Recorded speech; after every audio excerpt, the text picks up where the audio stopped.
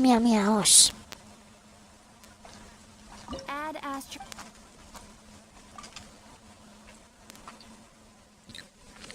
How are you guys?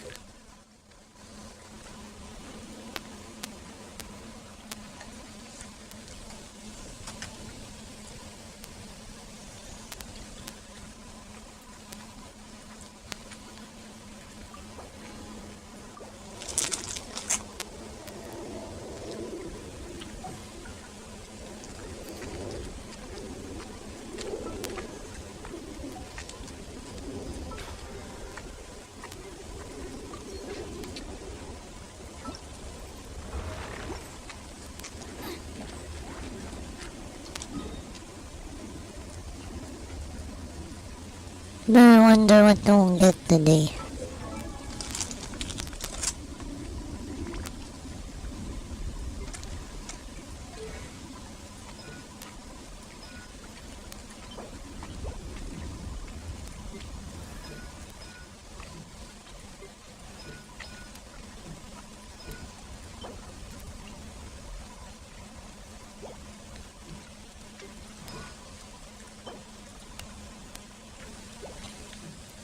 I think it's Thursday.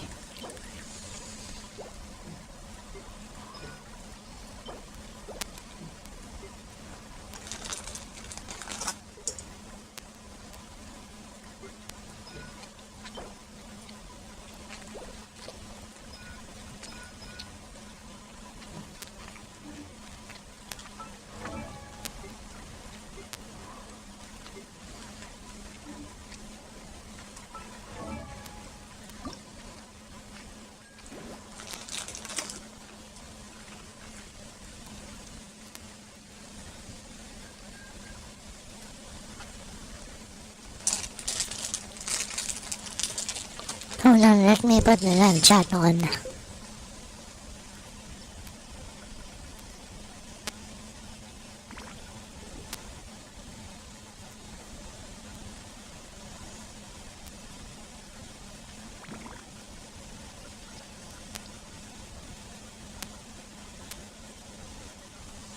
Damn, I'm really craving soft drinks right now. Soda.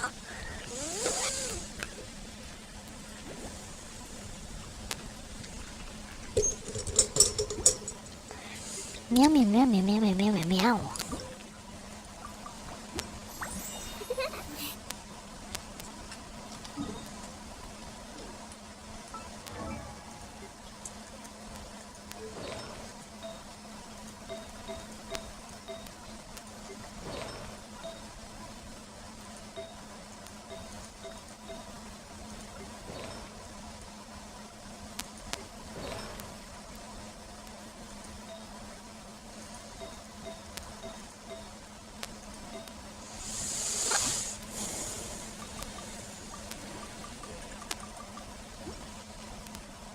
Artifacts.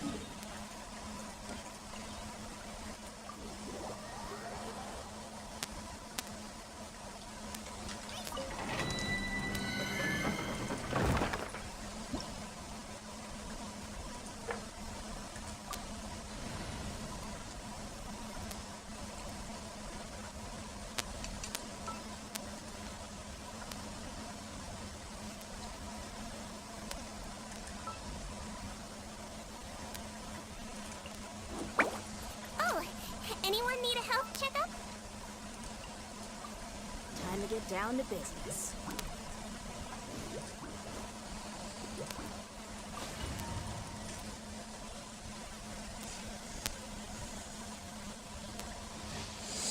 Meow meow meow meow meow meow meow meow meow.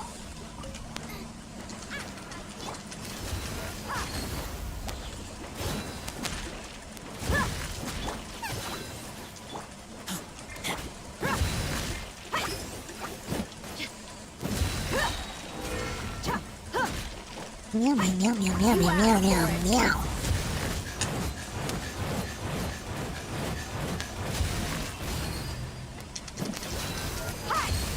Are you here to play with me? Meow meow.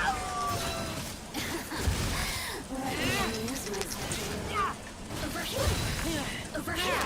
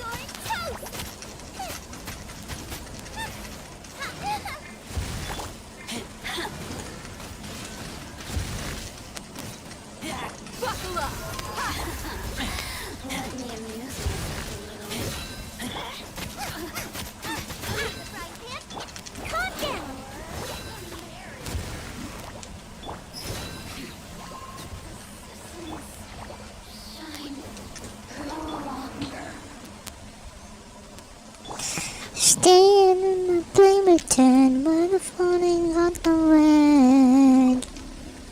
Oh, oh.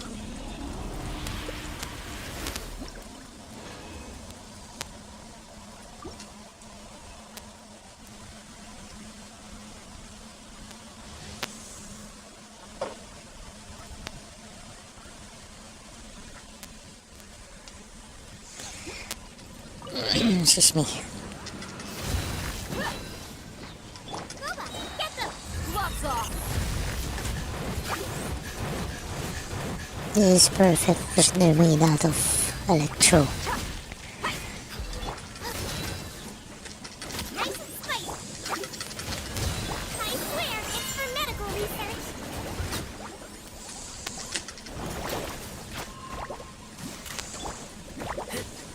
There you are, Stalker. Let me amuse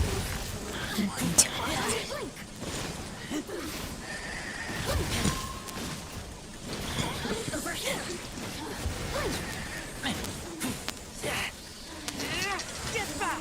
The more, the merrier. Boba, get them!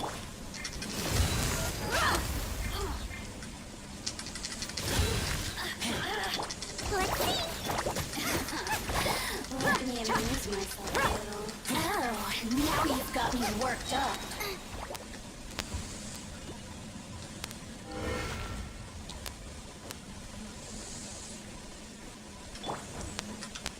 Let's get it on! Hi! Look at me. Just...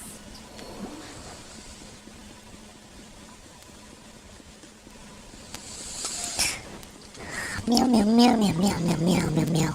Oh, so many left. So many farming.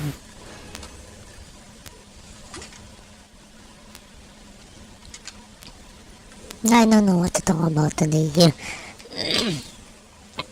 You know, yesterday I was just rambling about, you know, my my shit. dead meat!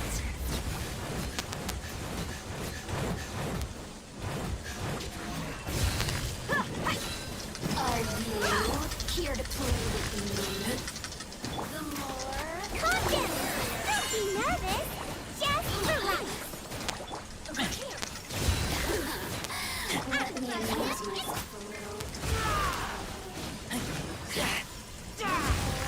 The merrier! Let me amuse myself a little.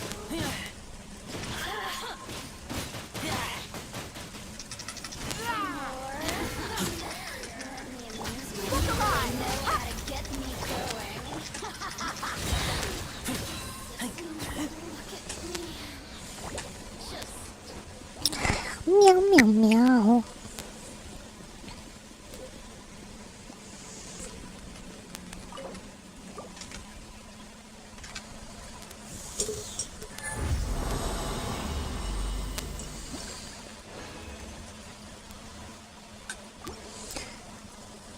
You know, I'm thinking about a way on how to improve my lighting. It's definitely gonna be red lights in here in my room. Get them! Buckle up! What's new? You're toast! Staying in a play pretend by the falling got away. Nice and Oh, spicy! oh. Can't go on alone again. Need someone to numb the pain. You're gone and you gotta stay high all the time to keep him off my mind. Let's get it on!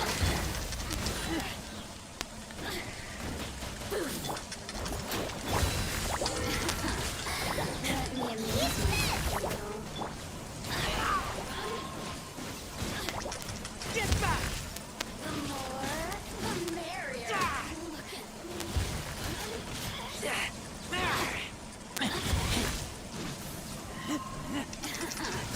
Listen.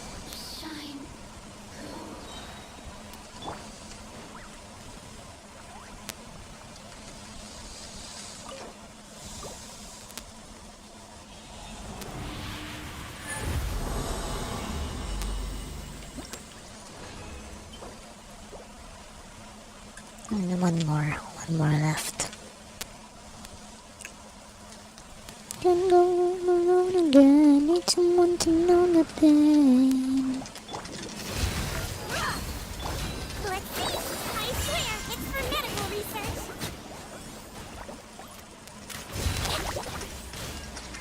Boba, get them!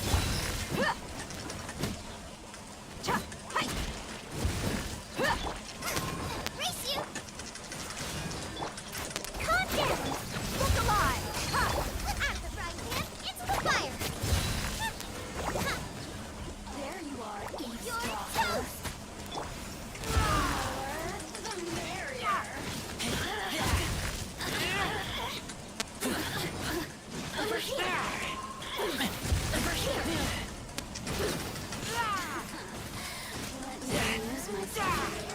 They're dead meat!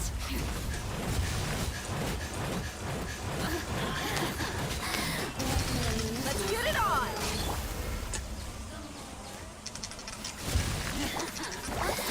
You might feel a little prick.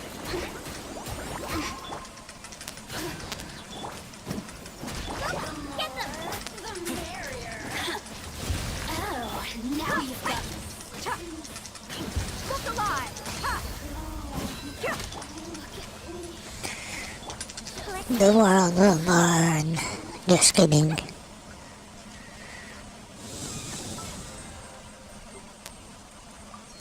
You know, I have 2 more shifts and then it's gonna be Sunday. I don't know what's gonna happen next time.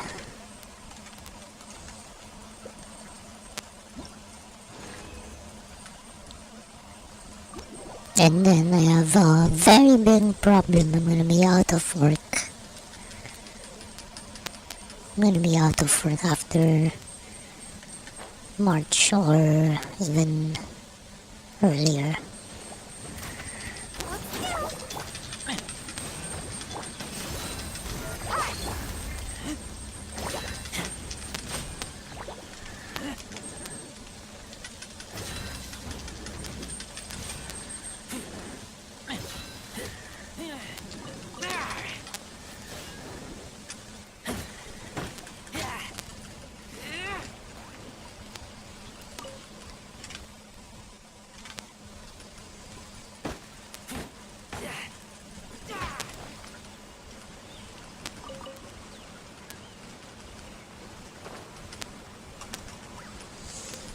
Can't go alone again. Need someone to know the pain.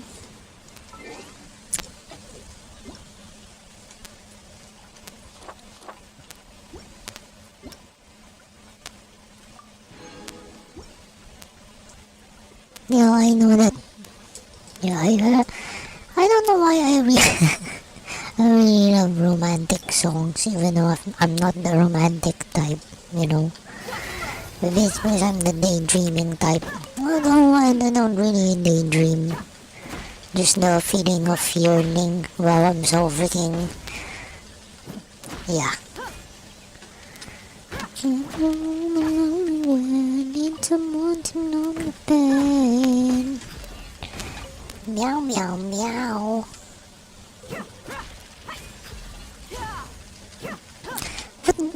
What year did that song come out?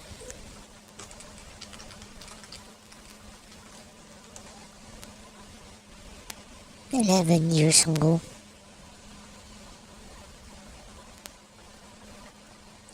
Dovaloo. Oh wow. Okay.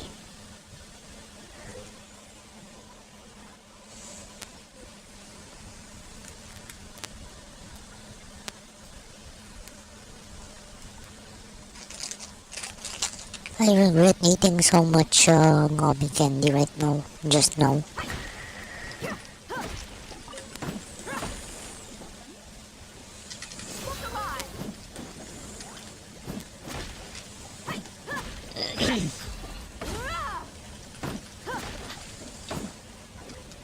Okay, who was I gonna do it for? I freaking forgot. HP. You're gone and I'm gonna stay high all the time to keep you off my mind. Ooh. 28. It's pretty awesome. 39k Chevrolet.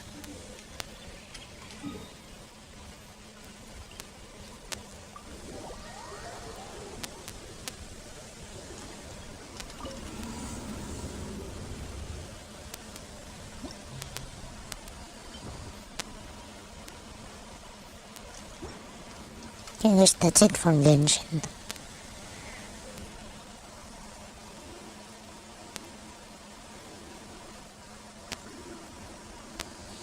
I wanna play multiplayer.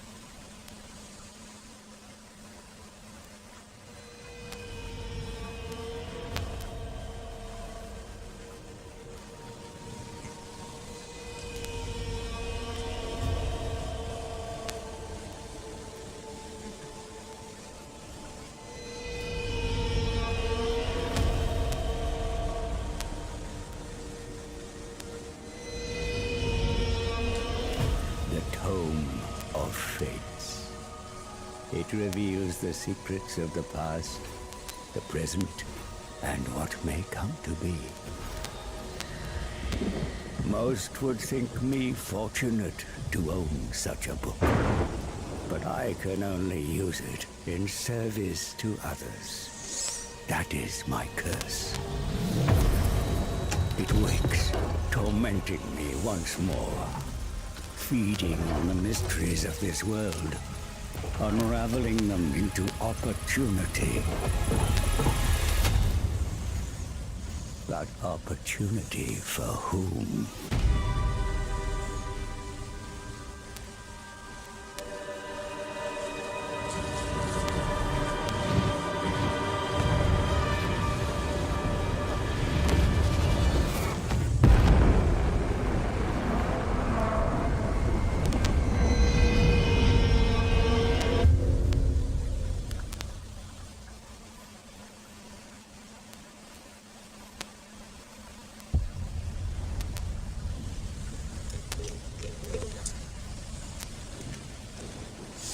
Meow meow meow meow meow meow meow meow meow. Oh, I have a campaign ongoing.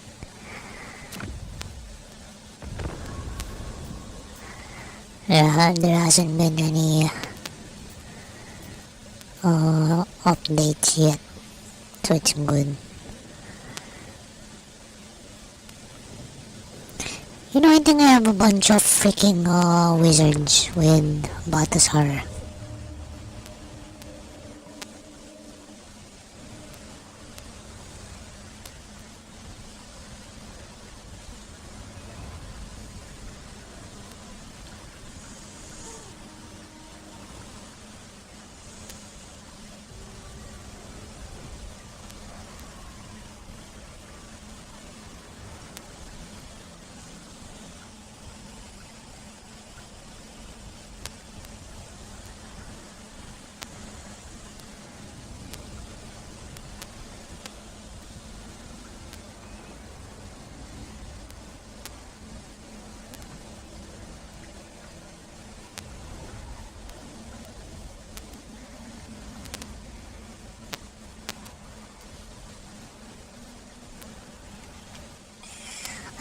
how Noveski system works.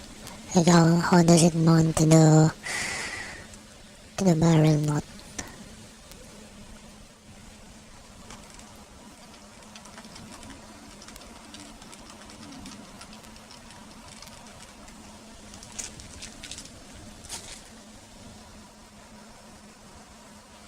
Way back in 2014.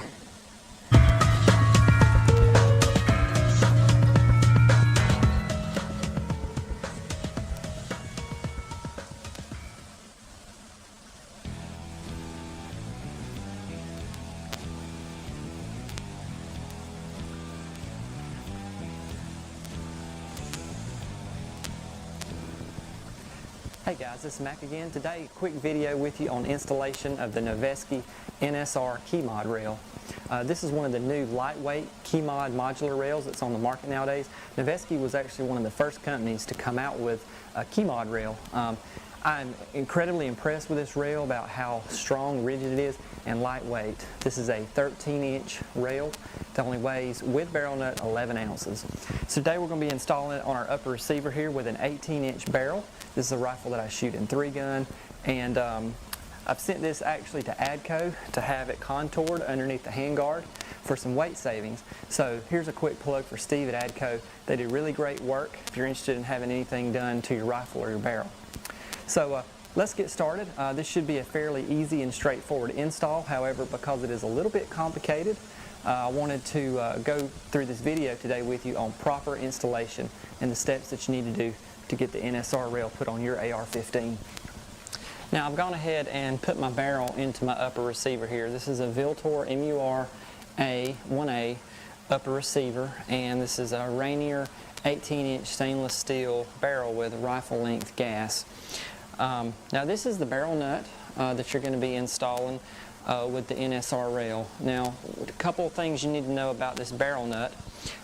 It is two-sided, okay, so you're going to have threads in both sides of the barrel nut, and the reason for this is because this barrel nut requires very specific indexing to mount up to the rail. All of these circular holes on the sides are threaded for screws, and the 6 torque screws that secure the rail to the barrel nut are going to go into these holes. So they're going to have to be precisely indexed at 3 o'clock, 6 o'clock, and 9 o'clock. Now, you don't have to worry about indexing the gas tube. There's no slot or anything that the gas tube needs to go through. But you are going to want that line of holes to be precisely at 12 o'clock and go precisely right under the gas tube. So that's one way that you can sort of be sure that you have it indexed correctly before you put your handguard on.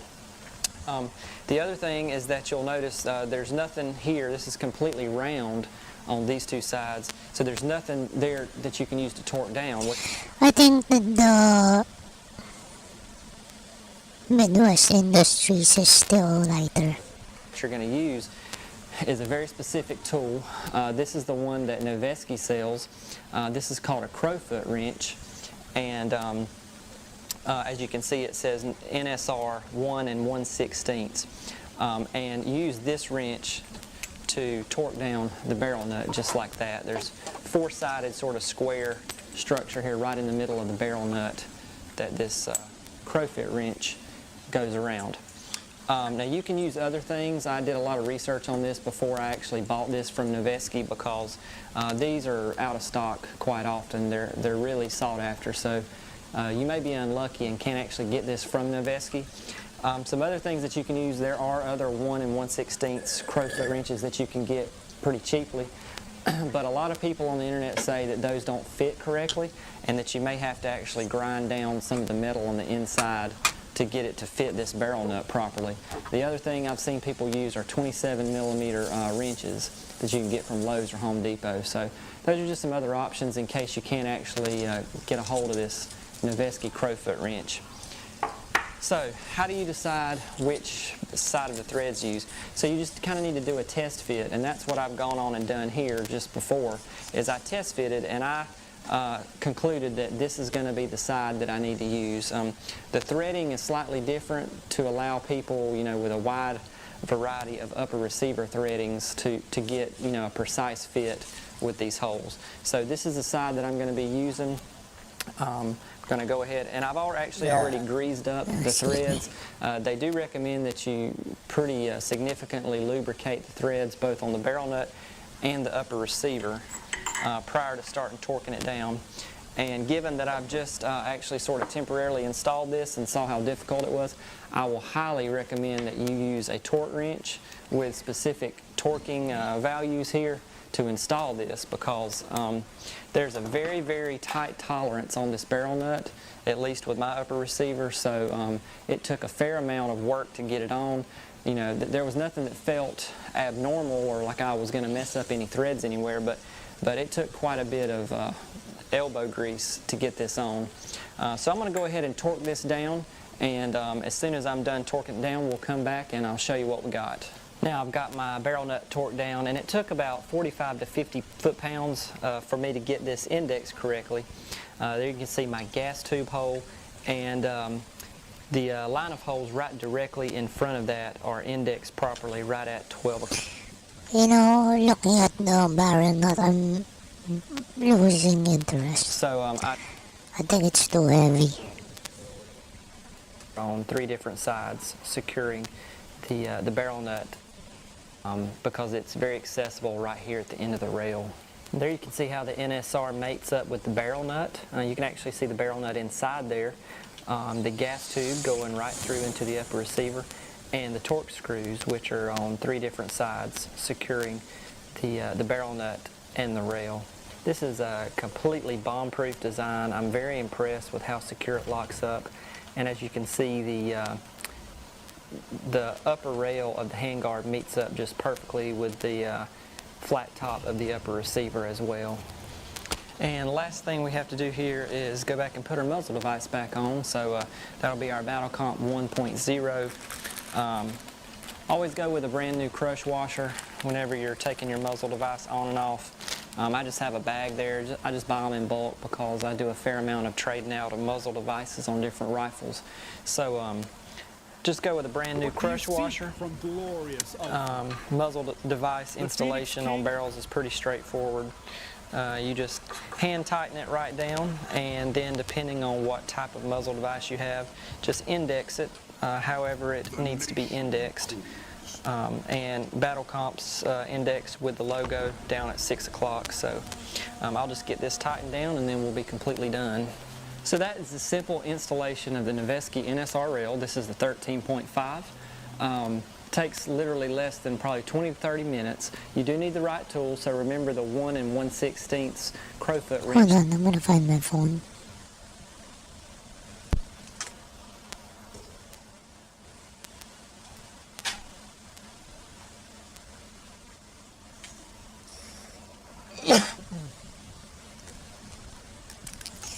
No, I think I have had enough gummy candy today. It's enough.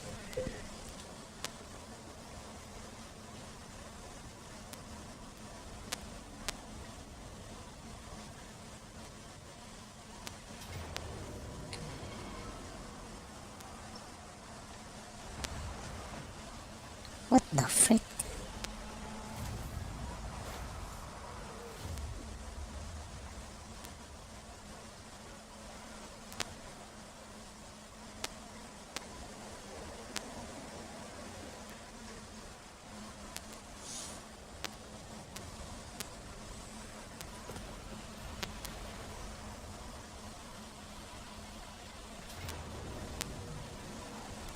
Wow.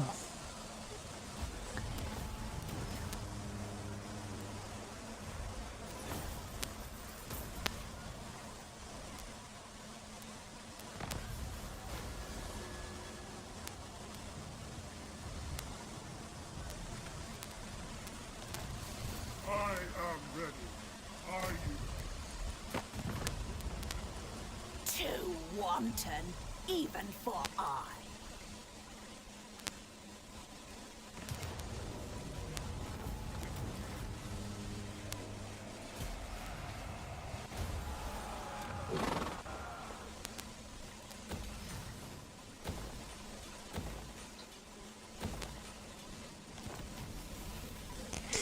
Where was the...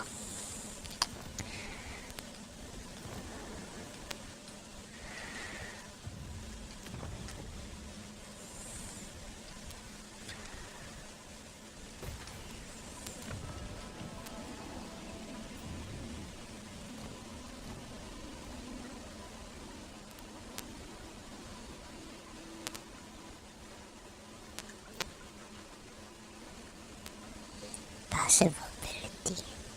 What's Grim Resolve? I'll get this one. Master engineer. Meow meow meow meow meow. The constituent elements must be strong.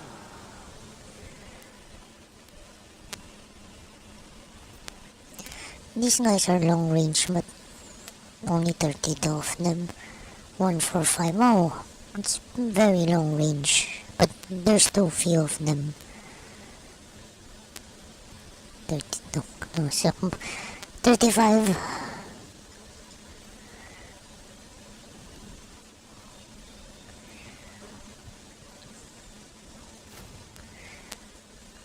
But they're pretty expensive to recruit.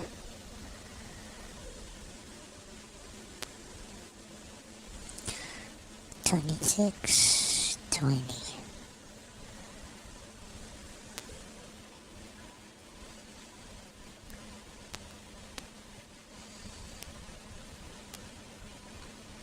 So maybe I'll get, so few of us here. Metal. Where's the metal? I think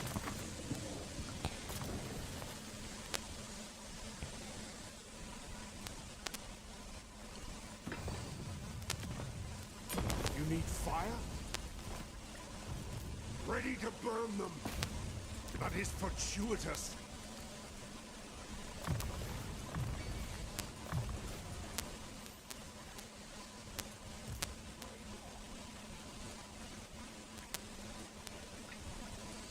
I don't know what else. What else though?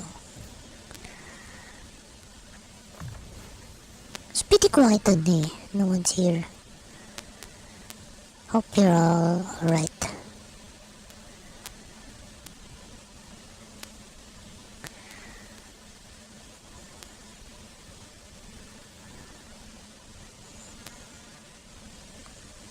Missile strength.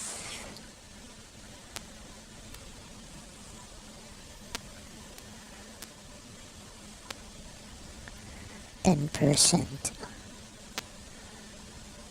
10%.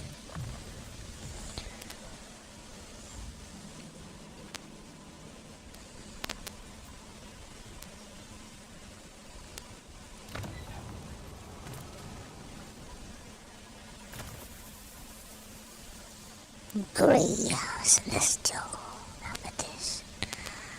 I think I'll get one more for the golden. I have a lot of battle wizards. No?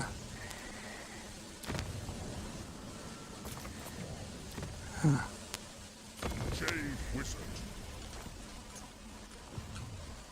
Our paths have crossed. Come forth. An arcane. I mean, we are under Balthazar guild, so yes.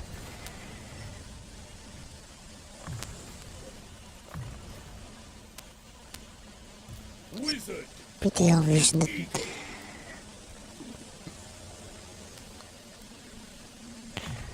we are gonna be fighting battle wizards.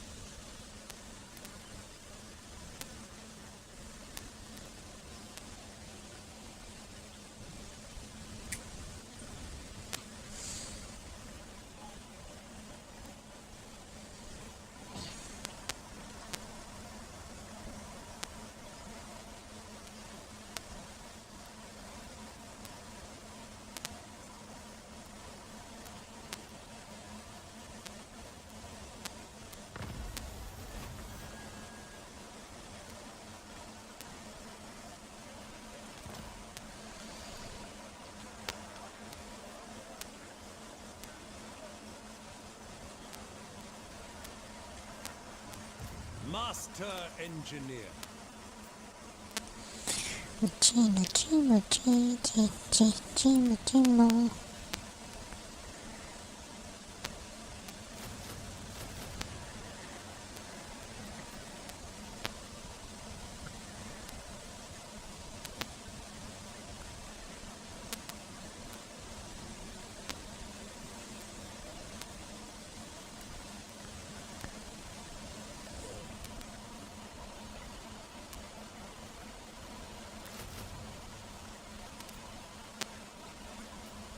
Meow meow, thanks for coming, man. How are ya? No peace, just war.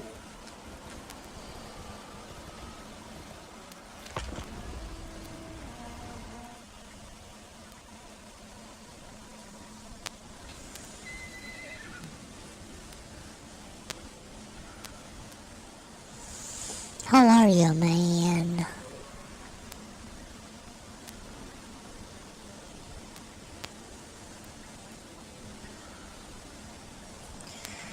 To a vote later.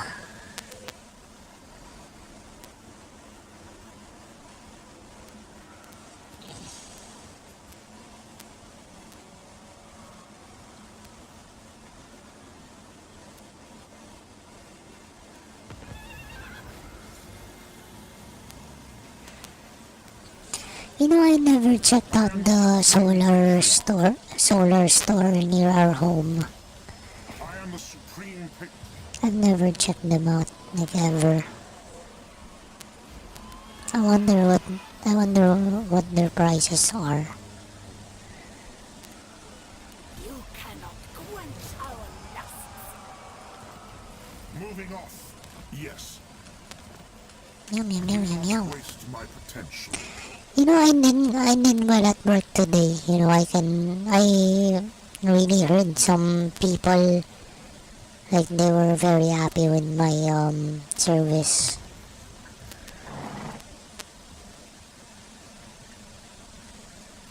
And yeah, that's enough for me. Burn whispers. I'm so happy.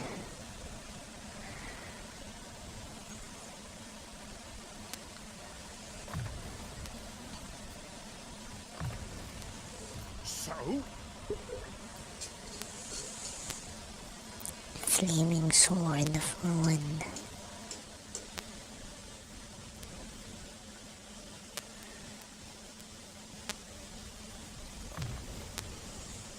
You need fire. Meow meow meow meow meow.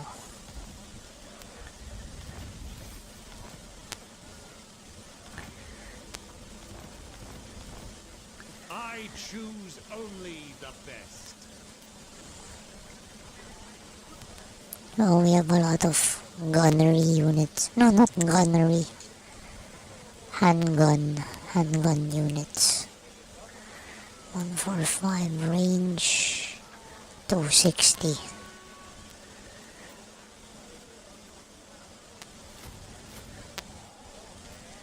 We have a lot of the long range guys.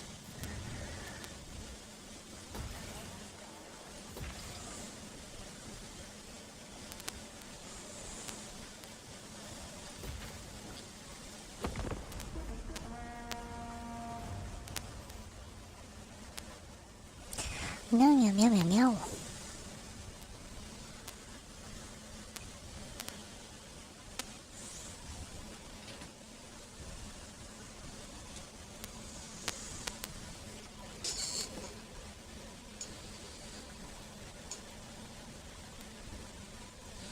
Meow meow meow meow meow meow meow meow meow. Oh, puppets of misrule. It's gonna be magic versus magic. I wanna battle them. I wanna fight them.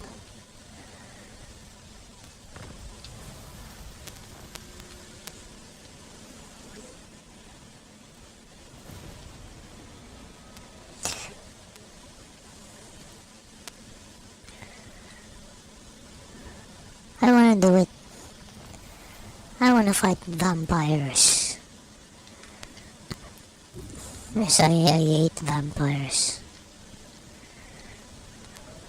On will work.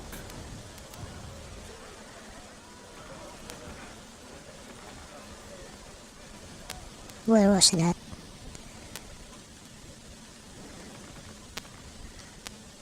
Man, I from. Where was that? Here.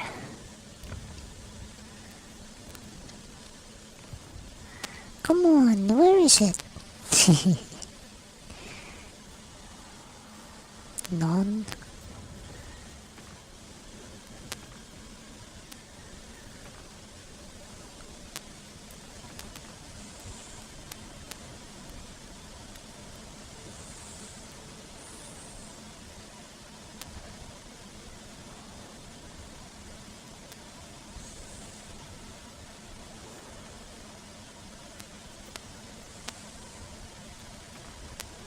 Bro, where is it?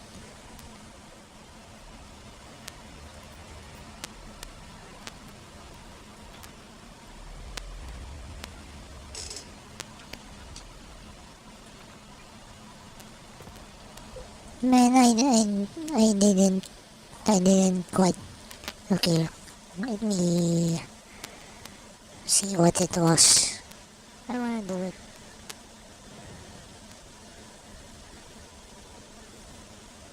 Staff of Volans. Okay.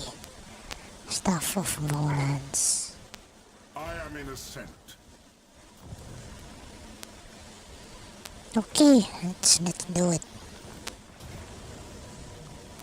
What? I thought we were facing vampires. Oh well.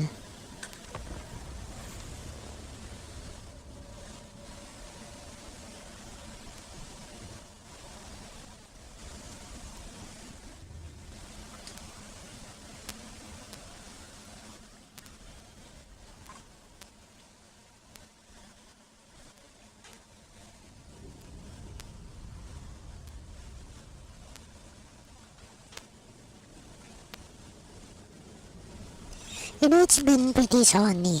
It's been sunny.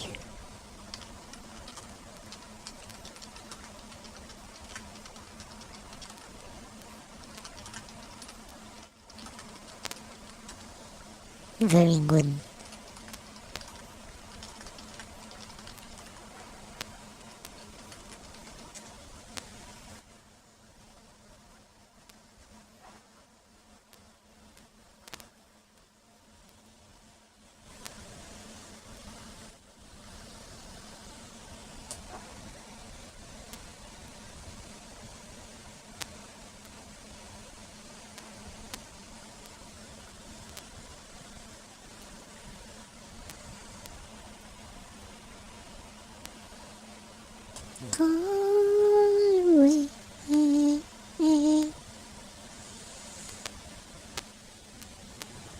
Midwest Gen 3.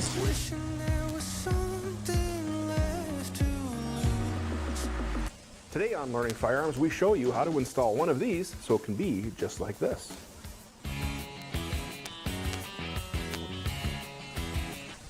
You know, I got a replica way back in 2018 and I never removed it. It's still the one I'm using. I'm gonna use it forever. ¿Cómo está? Muy bien. Muy bien. Gracias por... I don't know, for asking. Gracias. Yeah, muy bien. Muchas gracias. ¿Qué tú? ¿Y tú?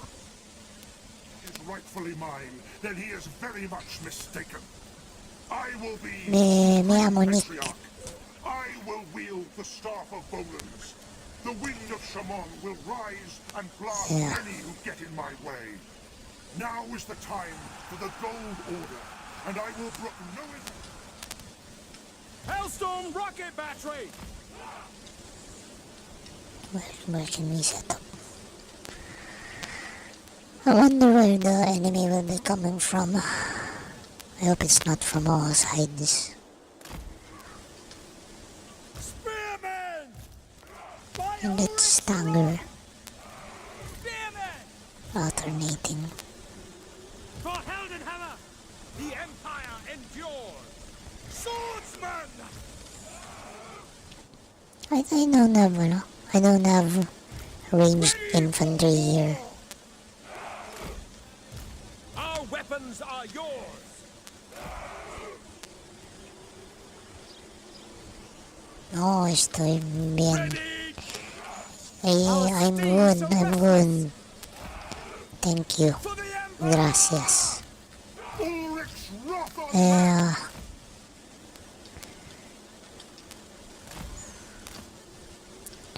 State troops ready! For the Emperor! Sigmar calls! Okay, I wonder Ready to serve! who I can. The Empire endures! Yeah, let's put Sigmar calls! Moving cavalry now! unit. Formation, march!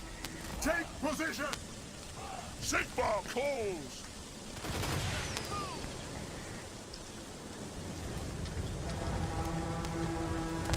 Council! Cannons! Fire! As long as we drop! My orders stand!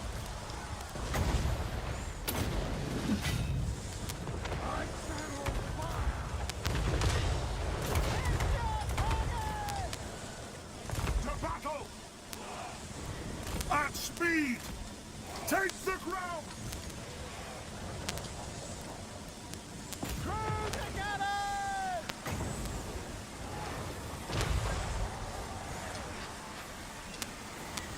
For Heldenhammer! Let the gods keep clear! Sigmar calls! Formation march!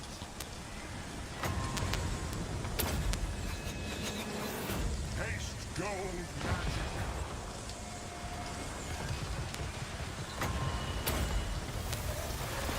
I am master of Shamon! Moving now! By my will alone! You know, I'm not very good at Spanish. I'm like a freaking beginner. I never Hellstorm got rocket back to it. battery! Seething fire! No lingering! For the twin-tailed comet! Go! By Ulrich's rock! Spearmen! Ready! Go! What happened? Yes, General! Take the ground! Crack that machine! Haste gold magic! Seething fire! Bright wizard! I channel fire! Get them! Seething fire!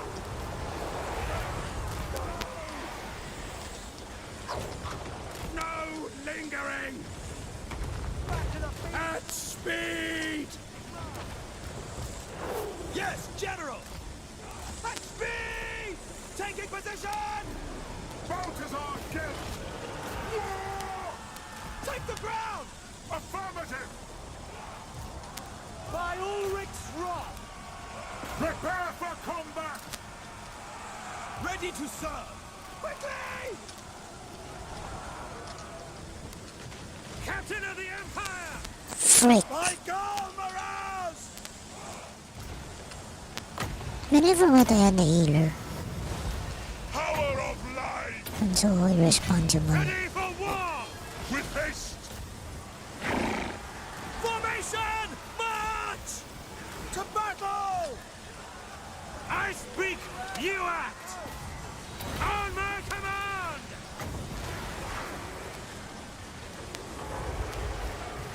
At speed! We are Sigma there! Ready for war!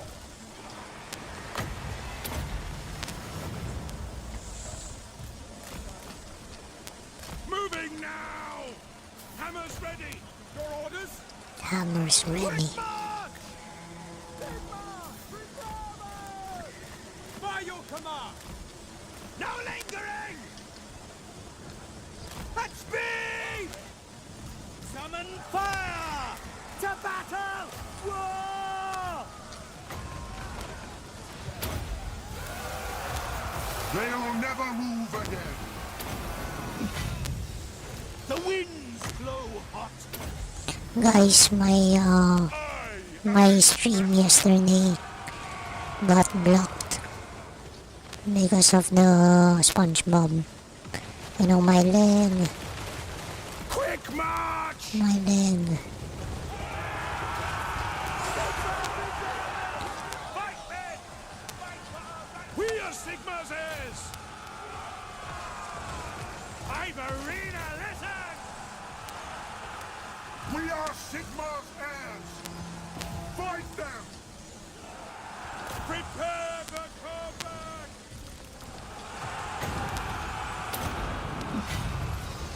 The winds blow hot! Damn. I think we're gonna lose. For the Emperor! Sigma calls! Yes, sir, quickly! Sigma!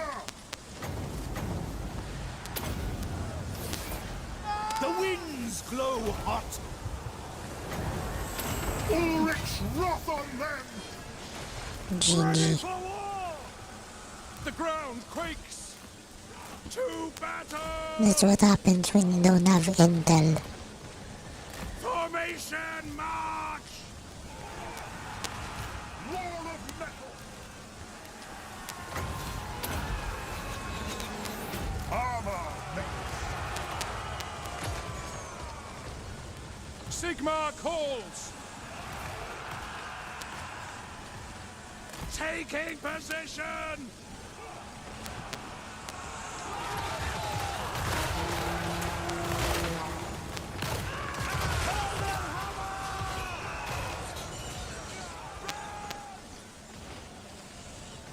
GG.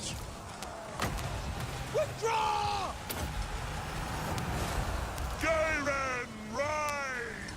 Sorcery!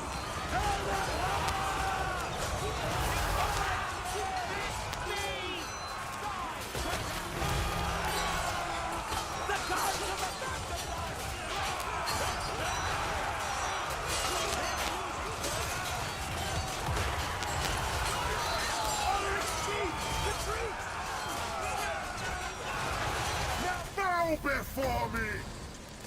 Find the enemy! No lingering! For the Emperor! Awaiting command! Maybe I should have checked if I had like armor and other items I am instead of supreme! going in. No lingering! Yeah. I'm gonna try.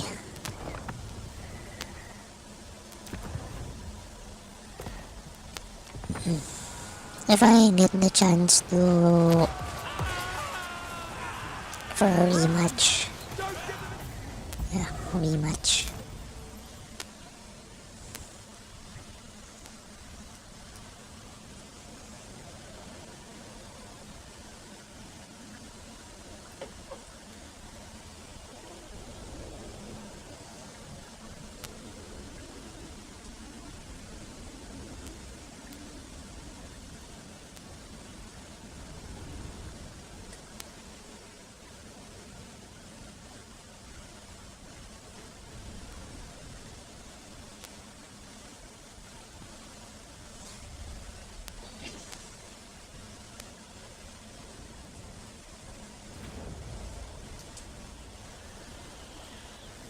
If Or thinks he can take what is rightfully mine, then he is very much mistaken.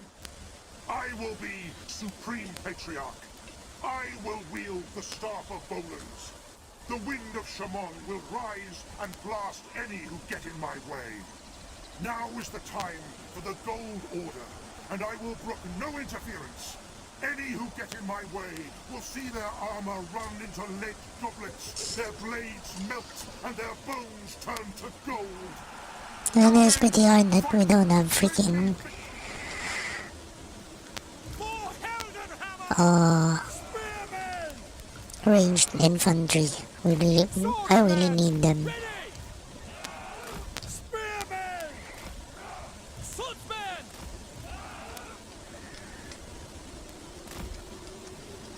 Yes, sir. Spearmen! We are Sigmar's heir! Ready to serve!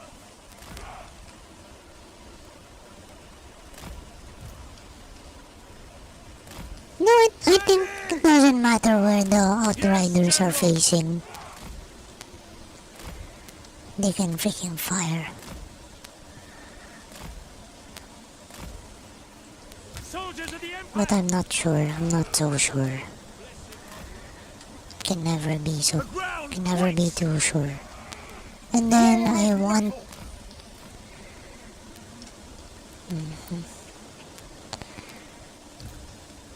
Yeah. Sigmar calls! Spearmen!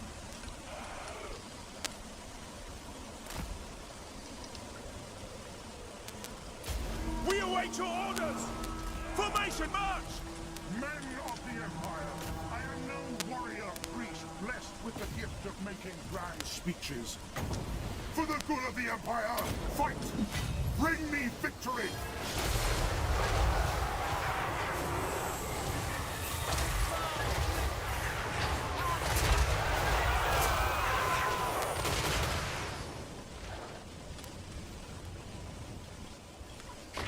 Enemy wizard!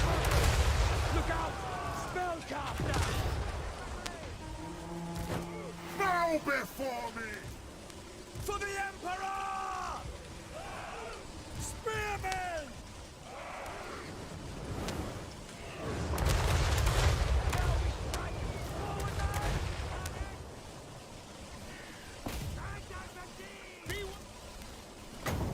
They are using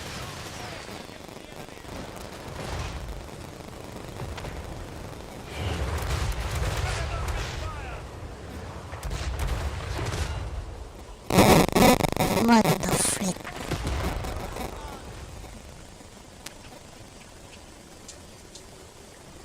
Fight then! Fight for our right to live!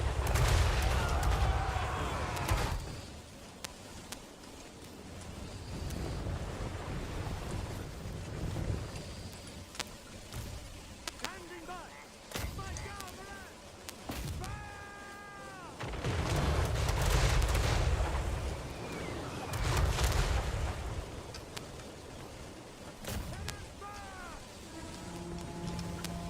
I am a pyromancer!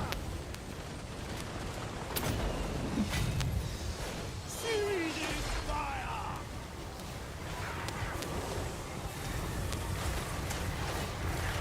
By all the gods!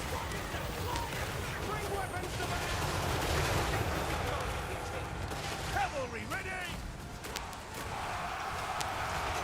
By Ulrich's wrath!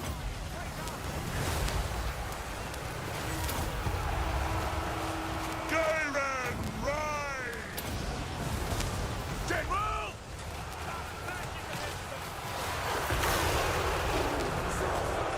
We obey. Hippogriffs and demigriffs. Rolling ring! We are Sigmar's heirs! To battle! Ulrich will charge! Ready to serve! Pursue the foe! In the name of the twin-tailed comet! Got him good. Summon fire!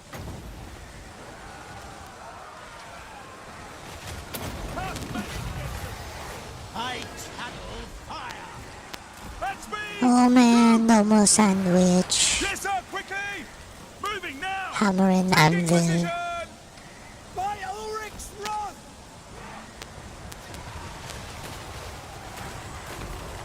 We serve friends! Quick march! Pistoliers! Swordsmen! We serve the Emperor! I am life! Let's dive and flow! I channel fire! Awaiting command!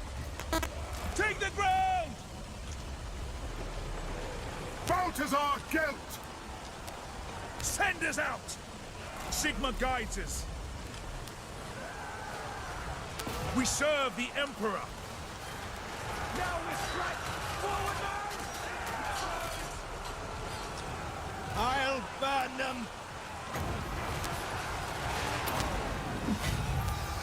The winds blow hot! The Empire endures!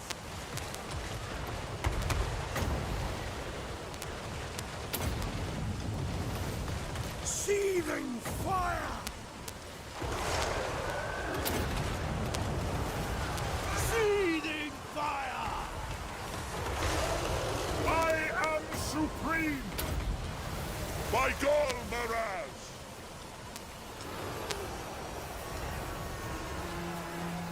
Emperor's might! Yes, sir!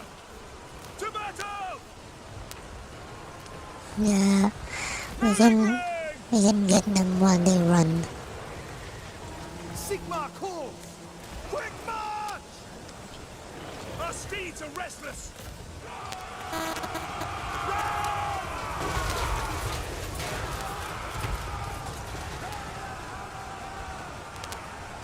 Quick march! No, we're not yet too tired. Get them! No, it's fitting on that we had our formation. Let the woods away! We didn't really lose too much of our men. Spearmen! Send us out! Yes, General!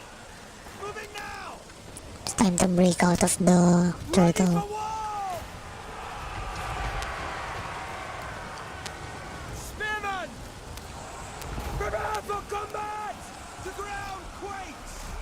No lingering! Formation march! To battle!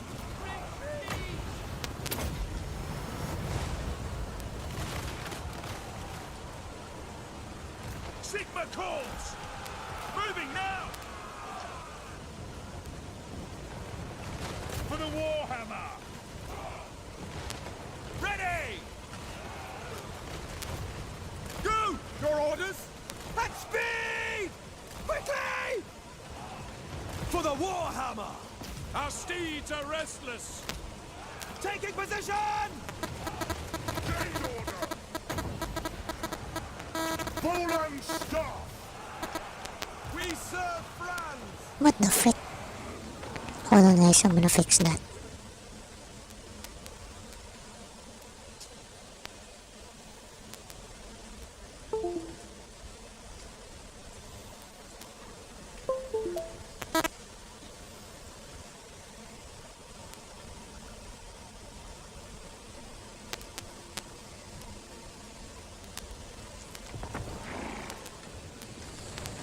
For the Heldenhammer! Pistoliers! For the Emperor! Taking position! Take the ground! For the Emperor! For the Emperor! Ready! Sigma! Ligma. Quick march! I'm a Ligma. Sigma calls! Ligma. Yes, General! Hailstorm! Ready ammunition for the twin-tailed comet! Let the wind of life blow! Your orders?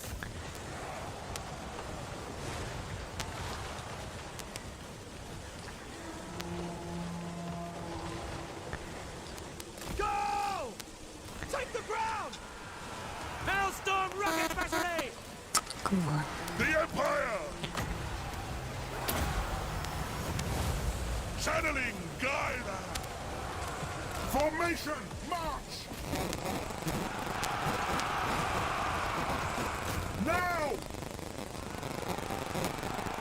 By Ulrich's wrath!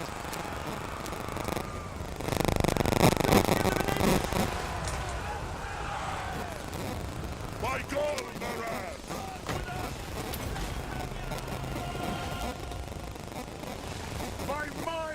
alone.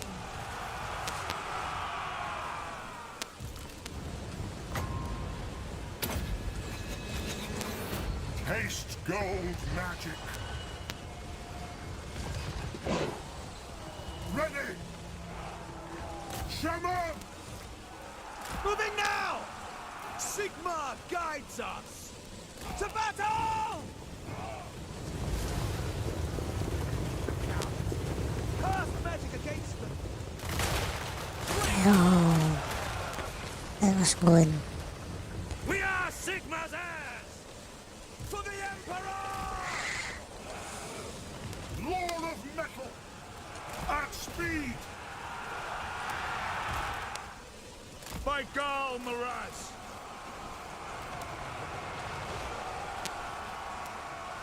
Sigma calls! Taking position!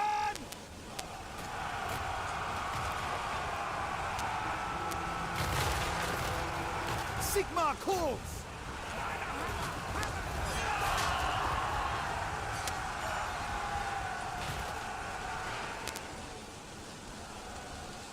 Quickly! Formation march! Bow before me! Now! That's an order! For Heldenhammer!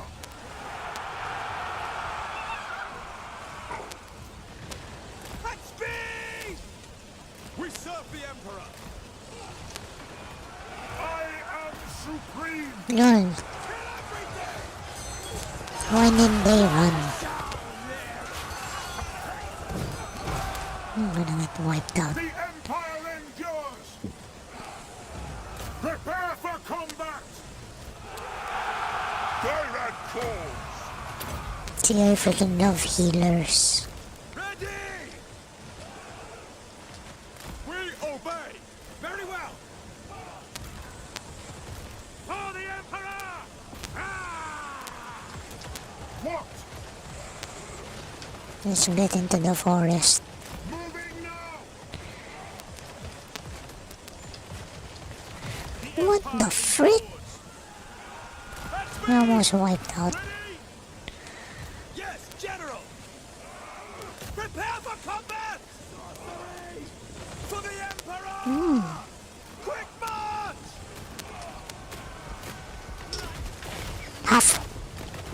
Half lion, half chicken. Chicken head. Chicken head lion. Take the ground! Go!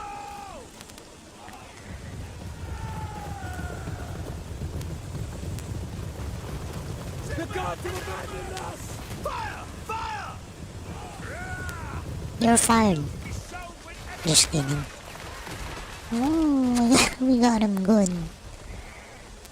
no lingering!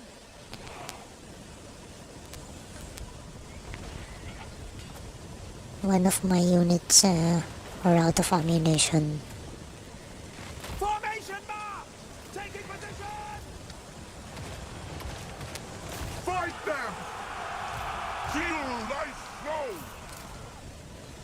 For Galmaraz!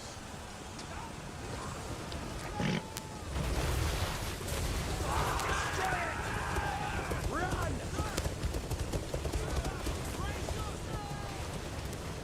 Sigma calls! I really love healers. Balthazar Gelt!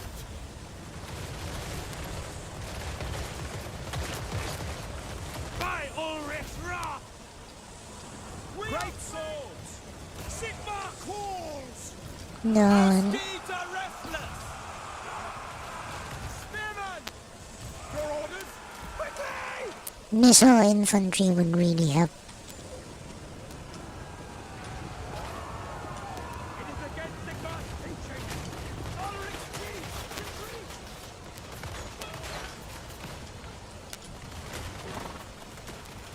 The Empire endures! Moving now! Sigma calls! Spearman!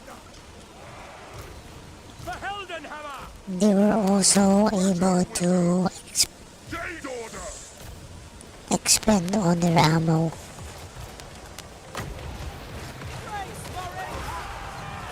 Come to the battle!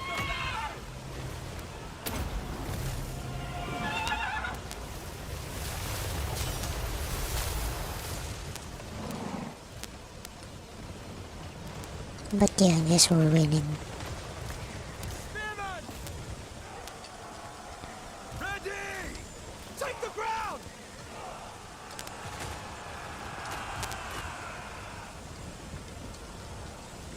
Yeah, we've won. Yes, General!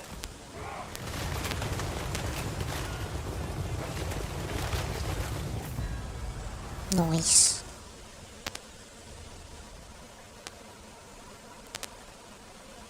Wow! 386 kills for the great swords. I wish I had more of them. 386 kills. Damn, I think I'm gonna get more of those guys.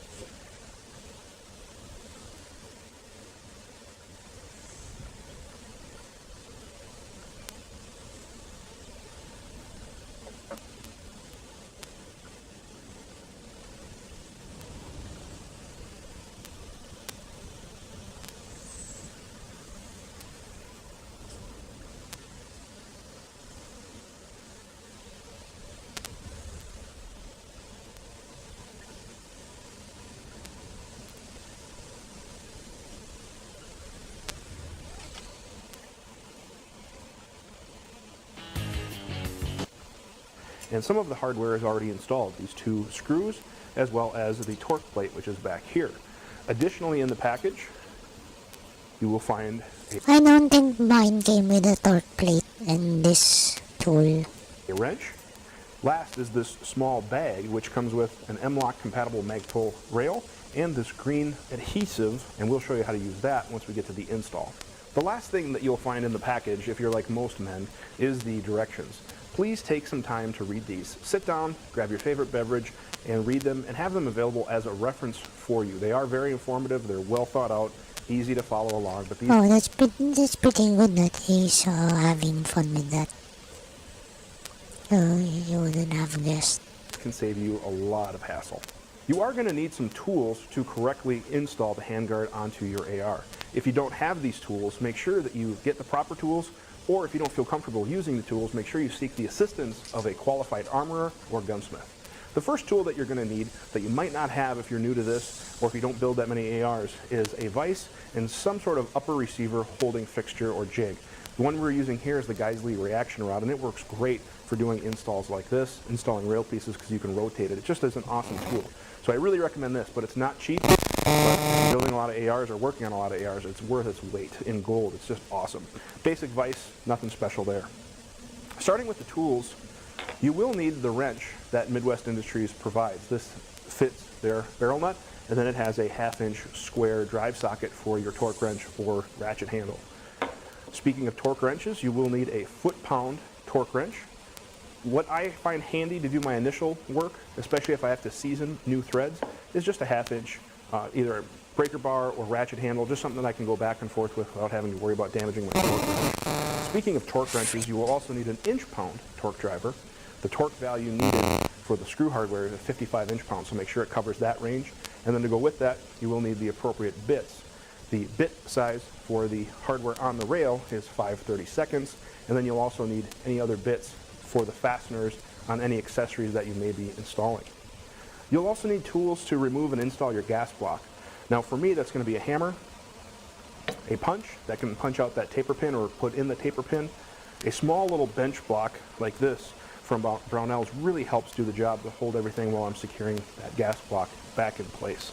Some little cloth rags, these were great for just cleaning up excess thread lockers, things like that, so I'm just going to use these small patches. Some cotton swabs come in handy for putting on the grease or thread locker or anti-seize that you're using.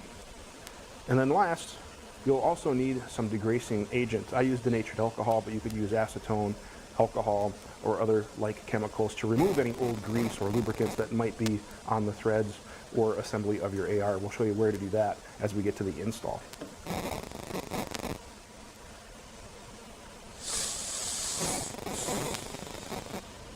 To begin our installation, we need to remove your existing handguard, flash hider, gas block, delta ring assembly, or barrel nut from your upper receiver. Now obviously if you're a new build you could skip this, but if you have an existing upper that has all of those things, you'll need to remove that. If you have any questions on how to remove those items, there are other tutorials online. We will do one in the future. Otherwise, contact the manufacturer and they might be able to provide some assistance, or again, seek the assistance of someone who knows what they're doing. So we're going to start, we're just going to put this in our fixture here just to hold it so we have an extra hand. It's very important to apply some anti-seize or moly grease to the threads of your upper receiver. Because the barrel nut is a different material, we want to make sure we put something there to prevent those dissimilar metals from seizing up. Now if you are going to be using an anti-seize, make sure you're using one that is compatible with aluminum. Some anti-seize on the market has products and chemicals that will actually over time be bad for aluminum. There is some debate whether the anodizing helps or not, but you want to make sure you're using the proper stuff. Moly grease works good too. We're just going to take a little bit, apply it to a swab. We don't need to put a lot on. And again, what I like about the reaction rod is I can just rotate as I go, and you don't have to be surgical precise because it's going to spread with the threads anyway. So now we're just going to move this aside for a second and we're going to prep the handguard. What we need to do to prep the handguard is remove the 2 screws and remove the torque plate. And again, that uses that 5/32 size bit. Now we're going to install the barrel to the upper receiver. Now you notice your barrel has an indexing pin on the top, and that indexing pin lines up with the groove on the top of your upper receiver, so it'll go in like that. Now before I install a barrel, I will also put either some moly grease or anti-seize on the barrel extension. You'd be surprised how many manufacturers don't do this. A light coating to cover the barrel extension will do. So we're going to install it so the barrel, this collar here, is fully seated against the upper receiver. The last item remaining in your handguard is the barrel nut. We can go ahead and take that out now, and we're going to degrease the exterior surface of the barrel nut as well as the interior portion of the handguard. Next, we're going to install the barrel nut. Now you'll notice that there's the teeth of the barrel nut. Those actually face the front of the gun. We're just going to thread these on by hand. We're going to lock the upper so the barrel extension is secured on that Geisley reaction rod. And if you have a clamp type fixture, that would work just fine as well. Take the barrel nut wrench provided by Midwest Industries, line it up so you're engaging 3 of the teeth with the tool. Now if this is a new build, you're going to want to season the threads, and what I mean by that is you're going to want to tighten, loosen, tighten, loosen, tighten, loosen 3 times. And that'll help season the threads. Now I've done this enough where I don't need to use torque each time, but if you're new, 40 foot-pounds, loosen it with not the torque driver, but either a breaker bar or a ratchet handle. Loosen it, retorque to 40, loosen it, retorque to 40. I like to do that 3 times, and then I will apply my final torque. The torque for the barrel nut is 40 foot-pounds, so we're going to set our torque wrench to 40. Now the correct way to install a torque driver is so it is at 90 degrees for proper torque angle. So we're going to apply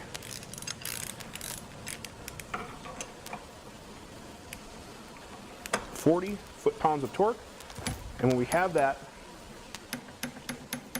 you'll feel the torque wrench click and you'll hear it click. 40 foot-pounds is not that much. You don't want to over tighten that, so it's really important to use the proper tool for this. Now we're going to install the gas block and tube. I'm using a pinned gas block, so I will install this and rotate, just get my pin in place, tighten the set screws, and you can use some high heat adhesive here, such as Rockset. Some companies are using high temperature Loctite. If you're going to use something, that's fine. Just make sure that you know that you used a high quality thread locker, and these might be difficult to remove in the future. I've heard a few horror stories where, you know, guys are having issues trying to remove gas blocks only to find out that they had some thread locker or, you know, other high heat adhesive, and they're basically breaking these set screws, which makes removal really difficult. We don't need to put a ton of torque on there because the pin is actually going to be doing the majority of the work for me. what I'm going to do now is use this block, grab my punch and hammer, and I'm going to finish driving the pin until it's in place like so. And we can move on to applying some green adhesive on the outside of the barrel nut. I like to go ahead and apply the thread locker to a swab, and you can also put it directly on the barrel nut and spread it around. So in addition to a mechanical lock of the handguard clamping around the barrel nut, there's also going to be a chemical lock of this adhesive. Make sure you're putting a healthy amount. You don't need it dripping off of it, but you want to make sure it's spread out and coated on the entire exterior portion. Don't put this anywhere else. Don't put it on the screws. Don't put it on other hardware. Now we're ready to install the handguard. We just slide the handguard straight back. Don't worry about the torque plate and the other hardware. We're going to be installing that in just a moment. Might be just a little bit tight of a fit, but it'll go on just like so. Now we can rotate the upper for a better view for you guys. And we can drop in the torque plate, which goes just like so. And these two holes there will align with the two holes on the bottom of the handguard. And we want to make sure this is flat and back. And you can see these fingers of the torque plate, and those are anti-rotation. That's your anti-rotation device. So it's a really great system. It works out really slick. Go ahead and take the two 1032 screws. They should go right through the torque plate, and we're just going to hand tight. All right, so now what I'm going to do is I'm going to check for alignment, make sure the top Picatinny rail is aligned with the upper, just to make sure they're in alignment and nice and true. Now I can go ahead and rotate this back over, make sure that the torque plate is in proper position, and we can tighten these two screws here to 55 inch-pounds. Don't over torque them. Now you can go ahead and install any M-LOK accessories. So you can install a light mount, you can install rail pieces to put on vertical grips or any other accessories that you may like. Or if you want to cover up the rail a little bit for protection as well as comfort, you can also get various rubber, rail protection pieces like this one from Magpul, otherwise Ergo Grip makes one as well. So really the sky's the limit. Just make sure you have the appropriate size fastener. And installing M-LOK gear is so easy. All we're going to do is we're just going to make sure these lugs are horizontal or in line with the barrel. Go ahead and install them into the M-LOK slot of your choice. And as you're tightening, and again, just snug, we don't need to apply a lot of torque at this point, those lugs will actually rotate and then they'll lock in the piece. And then we're just going to tighten these to 15 inch-pounds with your torque driver. Last step, of course, is to install the muzzle device of your choice. Make sure you don't over-torque that as well. And if you're going to be using a suppressor, make sure you're using shims or peel washers. You never want to use a crush washer on a muzzle device that may have a suppressor mounted to it. And that is just how easy installation is. You can see we have a nice, slim, lightweight, low-profile, free-float handguard. It protects the gas block. I'm a big believer of buying rails that cover those low-profile gas blocks to protect the gas block. We can install our front sight for a longer sight radius, whereas if we had to have it back where the gas block was. And it offers accessory mounting all over with the M-LOK compatibility. Now we're going to be doing a full review of these handguards coming up, so if you're interested in learning more about the usability and our thoughts of it, make sure you check out that. This is just the installation video that we will reference in that review. We hope you found this video helpful. Whenever you're working with firearms, make sure you're doing so safely. Always make sure your work table is clear of any ammunition. The firearms you're working on are unloaded and safe. Thank you guys very much for watching. You can learn more about us on our Facebook, our channel pages, our webpage. You can leave some comments. We'd love it if you share, and we'd love it if you would subscribe. Have a great day.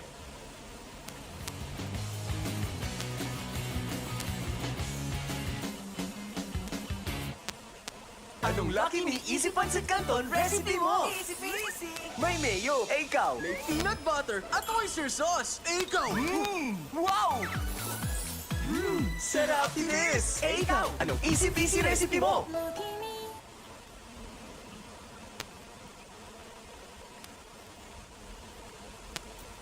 Yo, what's up? Thank you for dropping On this by. episode of Patrol Tactical, we talk about how to apply this on this.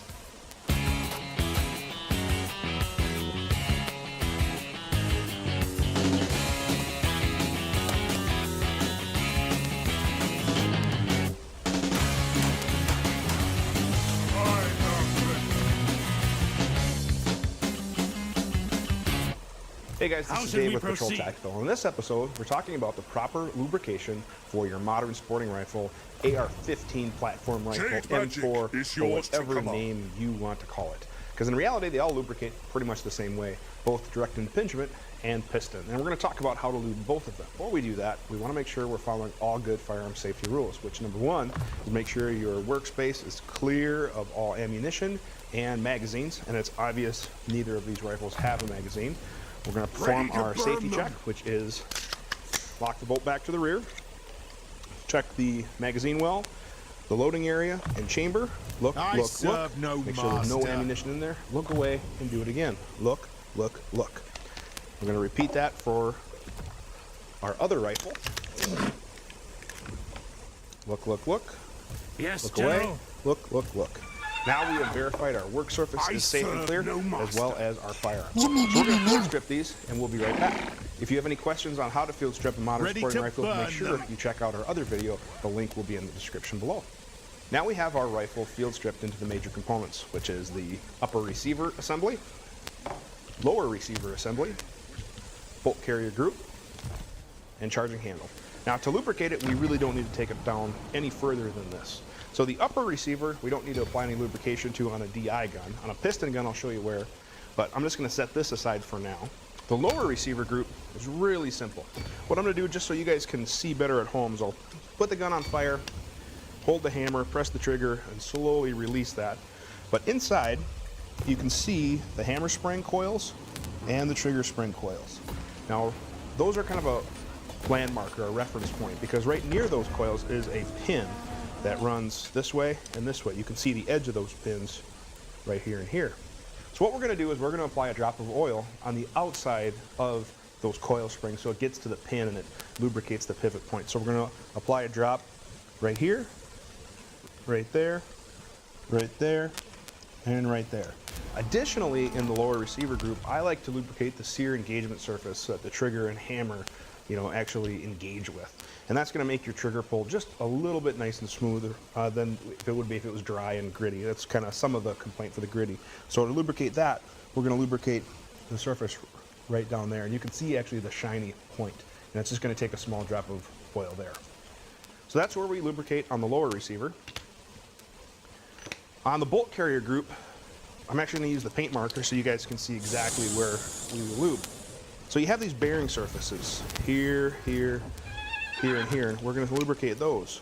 So we'll put a nice amount of lubrication all along there, I shall be here, victorious. here, there, there, Dinosaurs. and there. So that's where we're going to start. We are also going to lubricate the bolt shaft right here because the bolt will go in and out like that. This square pin right there is called the cam pin. And as you can see, as the bolt moves back and forth, there's a camming action. So we want to make sure we lubricate inside there. And it's tough to see with the marker, but we want to lubricate in there so that that pin is lubricated as it goes back and forth. Additionally, I put a small drop on each one of the bolt lugs.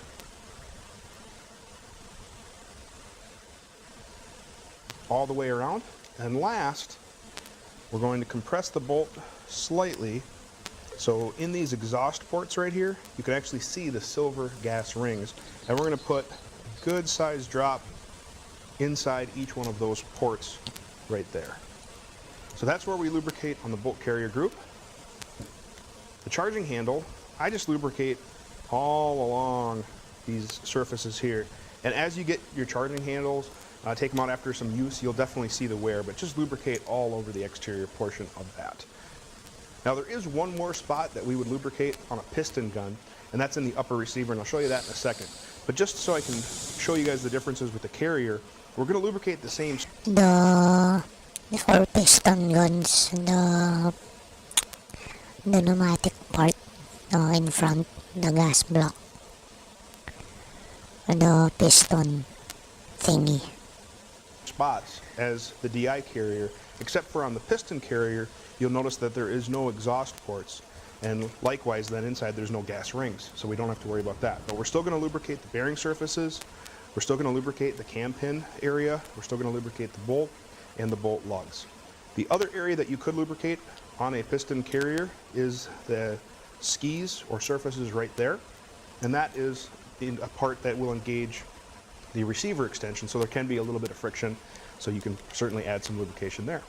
On the upper receiver of the piston gun, you can take out the piston components, and most of them will come out somehow different for each manufacturer. But one of the things I love about the Huldra that uses the Adams Arms piston system is that you can take it apart without any tools, and it works out really, really slick. So we have the gas plug and the drive rod. Now, you can take a small amount of lubrication and smear it on the plug and drive rod. The reality is, as soon as you start shooting, that'll probably burn off no matter what lubrication you're using. It's really hot there. So this is kind of just to protect against corrosive prevention, if you will, or just storage protection. It also may make cleaning a little bit easier. So you can take a small drop and lubricate it on these components and then reassemble. The other area is actually where the drive rod engages the upper receiver. So where that goes back and forth on the inside of the upper receiver. So on the inside of the upper, you can see the drive rod right in there, and there's a small surface right there, and that is a great area that we could take our needle oiler and just apply. And I can't see this, so I'm gonna have to tilt it a little bit, but we can take the needle oiler there and just apply a small drop of lubrication. And as that drive rod goes back and forth, that little bit of lubrication can be applied there. I have all the paint removed. Now we're ready to apply our lubrication.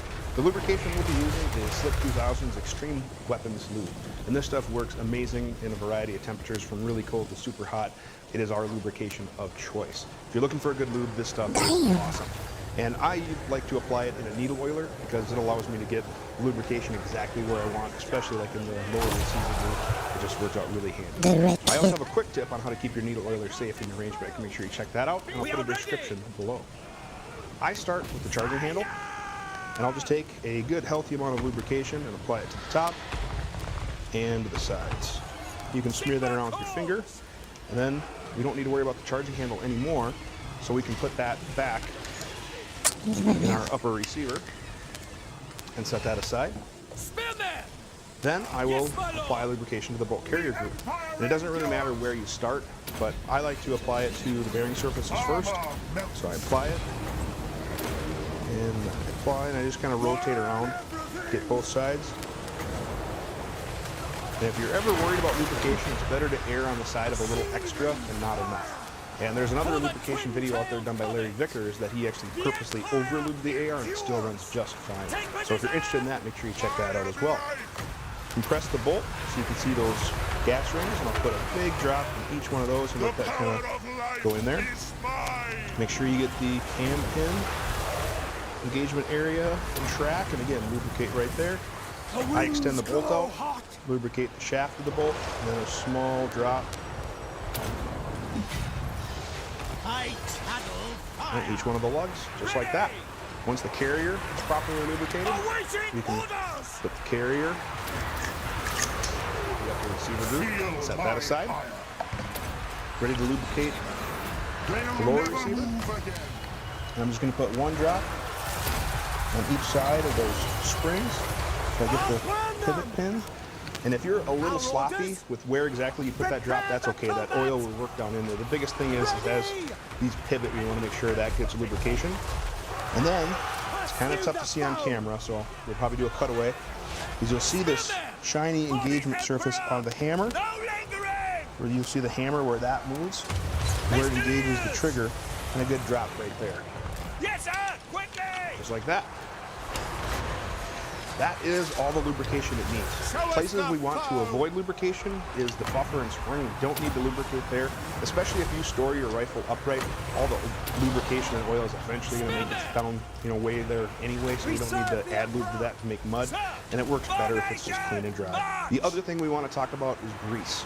I am absolutely opposed to grease in the AR, and I know I'm going to get some flack for this, but I can't tell you how many guns I have seen come through the bench that do not run and are packed full of wheel bearing grease, lithium grease, whatever. Basically what the grease does, especially on a direct impingement gun, is it mixes with all that burnt powder, that carbon, that fouling, and it makes a sticky, abrasive paste. And eventually it just makes guns not work. Additionally, I've also seen a bunch of grease packed in on the buffer, and it basically seized that up so where it was cycling really, really slow. I have a picture of that I'll show you as well. So that's all the lubrication I use, and I use a good quality lubricant.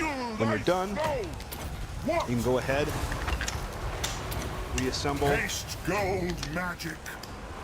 the two halves, do your function checks as needed.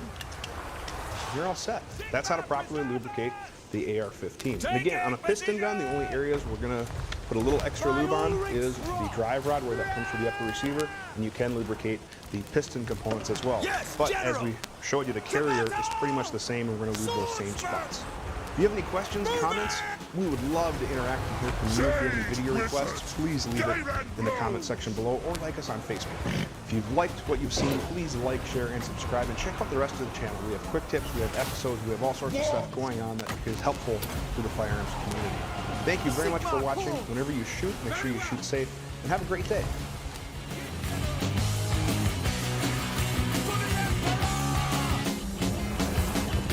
Take the ground! Simple lang ang gagawin. With Eden, masaya. Sigma! Send us out! Whoa! On this episode of What's Going On with Shipping, is California running out of gas? I'm your host, Sal Mercogliano. Welcome to today's episode. So we've got a story over at G-Captain by Bloomberg. So U.S. supplies of gasoline are being shipped out of the country to travel thousands of miles via the Bahamas before finally ending up in California, a state battling shrinking fuel. Man, the nose nice. Look at the litter. Making capacity and high pump prices. Shipments on the circuitous route are increasing. California imported more gasoline in November than ever before, with more than 40% coming from the Bahamas. The lengthy journey adds another layer of cost to California's already expensive gasoline market. Yet the phenomenon isn't likely to disappear soon, and the story links three specific issues. One, the disappearance of oil refineries in California. Second, the lack of interstate pipelines. And third, a loophole in a 106-year-old maritime law. And it has to be the Merchant Marine Act of 1920, better known to all of you who watch us as the Jones Act. We're going to tackle all three of those and discuss it. If you're new to the channel, hey, take a moment, subscribe to the channel and hit the bell to be alerted about new videos as they come out. Now, this is not a new issue. I give you this, a report done by the Energy Information Administration, the EIA, back in December of 2024. This was back when a refinery in Southern California was about to shut down. This is the Phillips 66 refinery in Wilmington. When this was happening, they decided to examine this, and one of the things they saw was California law and refinery closures reflect ongoing challenges for the state's fuel market. In particular, they noted, number one, on average, Californians are paying more than $1 per gallon extra, at times almost $2 per gallon extra, versus the rest of the United States. They note this at the end: despite the growing share of electrical vehicles in California, the state remains a major destination for consumption of gasoline, ranking as the second highest source of consumption of fuel among the 50 states. However, regional refiners have struggled with the relative profitability of producing distillate fuel oil and jet fuel, some volume of which must also be produced with each barrel of crude oil refined to make gasoline. The increased penetration of renewable diesel into California's diesel market reduces demand for petroleum diesel in the region. The disconnect in gasoline and diesel prices suggests that gasoline imports are likely to grow in importance as a source of future supply for the state. Unlike increasing in-state refinery production, importers can import gasoline when they expect it will be in demand without producing surplus volumes of other fuels. However, importers face longer shipping times between when an order is placed from abroad and when a cargo of gasoline or another fuel ultimately arrives in the state. So California has been dealing with this for quite a while. And the story makes point of three things. Number one, reduced number of refineries in California. Well, if you want firsthand knowledge about petroleum and fuel in the United States, well, then we head over to EIA's This Week in Petroleum. That's right, This Week in Petroleum, one of my favorite things to read every week. Yes, I know, I have a very sad life. Well, unfortunately, This Week in Petroleum ended. That's right, back in October of 2025, the last issue of This Week in Petroleum ended. It was sad. I was sad. But they resumed with a new one, the Weekly Petroleum Status Report. And this gives us a lot of information that we could use to digest what is exactly happening in California. First, we go over to the refinery capacity report. Here we see that California has 13 refineries producing 1.6 million barrels per calendar day. That puts them third in terms of production in the United States, only behind Louisiana at almost 3 million barrels per day, and Texas at 6.3 million barrels per day. We go over to the number and capacity of petroleum refineries in the United States. We go from 135 refineries in 2020 down to 132 in 2025. Scrolling down here, we see California had 15 in 2020. They're now down to 13. And that is even worse when you go back in time. Go back into the 1980s, there were some 40 refineries in California, and again, down to 13. This chart, as of January 2026, lists those 13 refineries. Note, Marathon Petroleum here actually reflects 2 refineries, hence you only see 12 here. But the refinery that's about to close is the Valero Energy right here in Benicia. That represents 9.8% of the total crude oil capacity of California. That's 145,000 barrels a day they're going to lose out of. Yo, is there an end?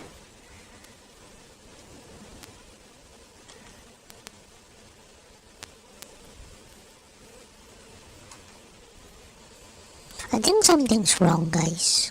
I don't know.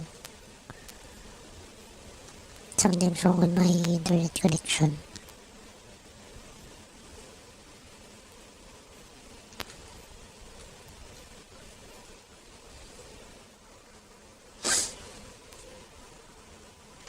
So yes, I'm very sorry about what happened. I don't know. Is it okay on your end?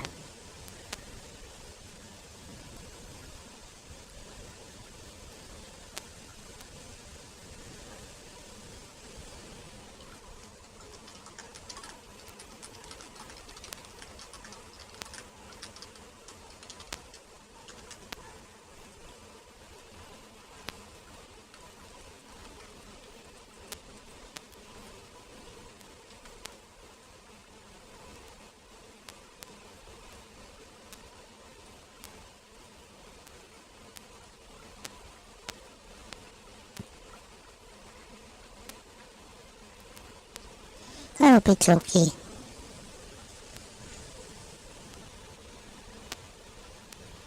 And the story makes. You can always chat and tell me if something's wrong. Of course, I wanna know. Man, this battle is a disaster. Taste gold magic.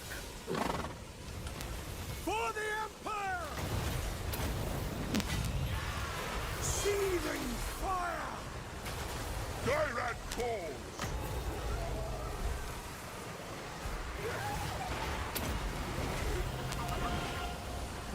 Ready for war.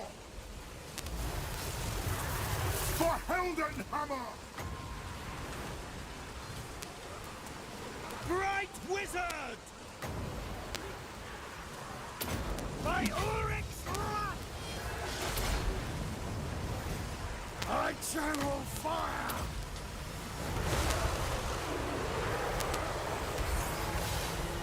Listen up! See to it! Now! The Empire. Dussendor, I invoke thee. Ready! Kindle flame!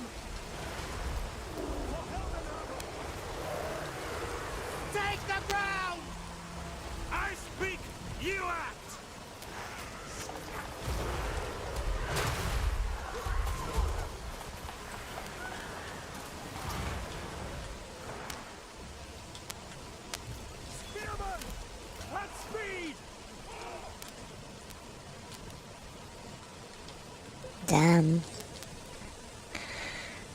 Why are we fighting? We're both forces of order. Empire and Lizardmen. Kindle flame! For hell and hammer! My orders stand!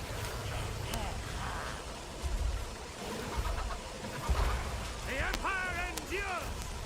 Ready!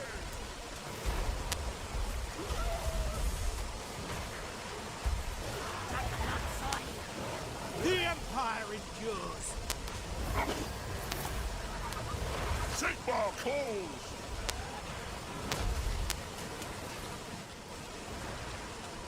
Spearman! Show us the foe! Eager! Money's at war. Steady, men! On my command! Quick march! By Ulrich's wrath! Battle wizards! On cover! Spearman! For France! Get them! Sigmar! Moving now!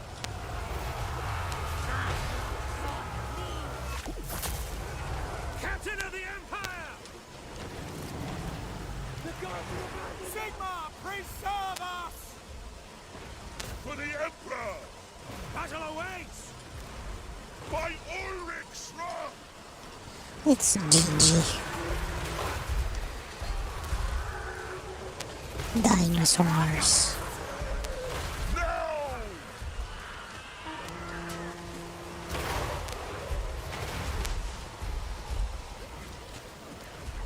Spearman!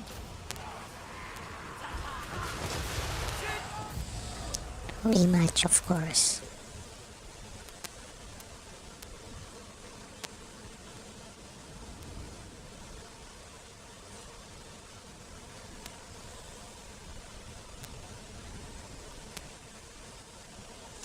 I have 2 more work days. I have 2 more shifts before my rest day.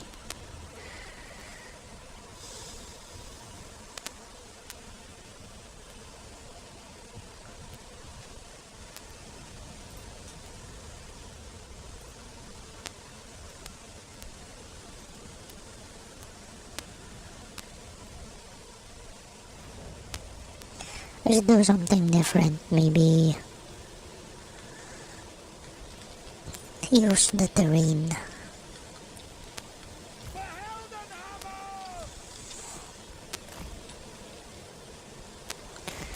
Which was what I should have done in the first place, but whatever. Bow before me! Spearman! What do you bid?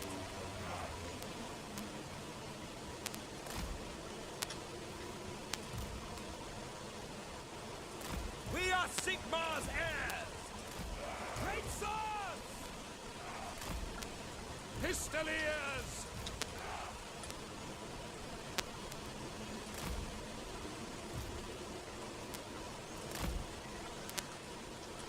Swordsmen!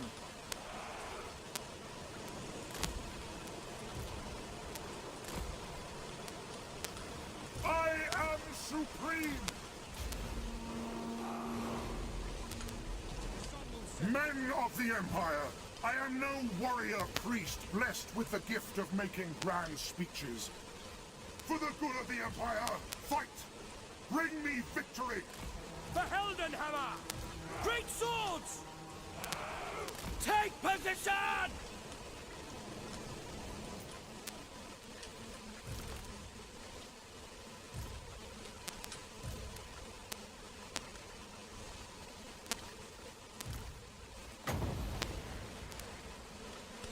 Oh yes. Come on. Bunch up. Hell yeah. What the frick? And that the AI is pretty intelligent. Artificial intelligence is intelligent.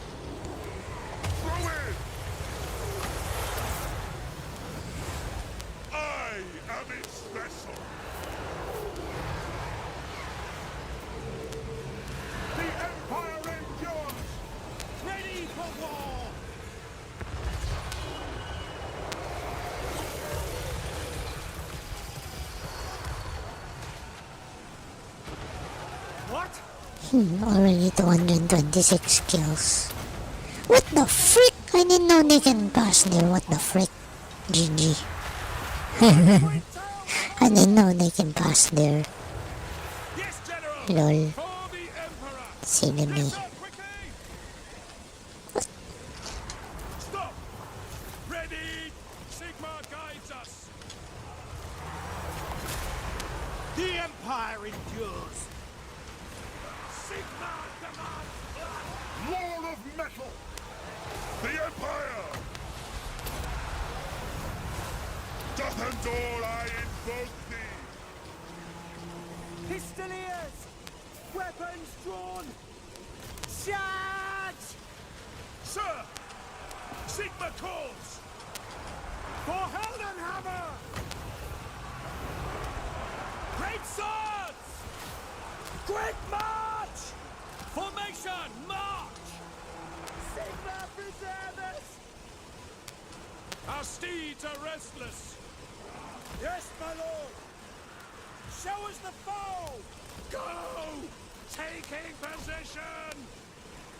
Take the ground! Weapons drawn! War!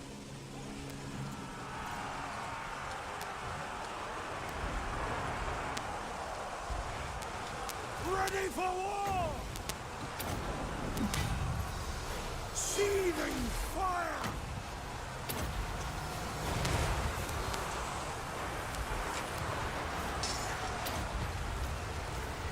Garen, rise! Our steeds are restless! Quick march! No lingering! Taking position!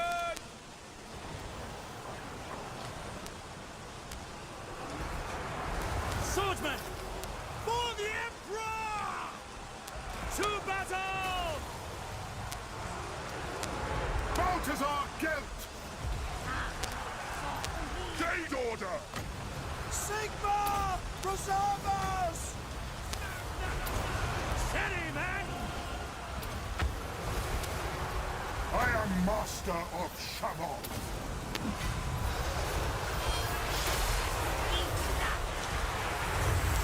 Okay, guys.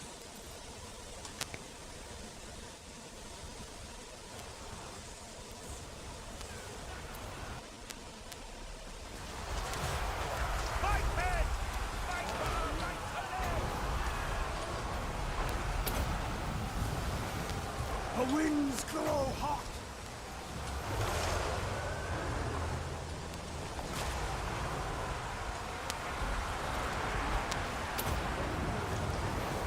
The winds glow hot!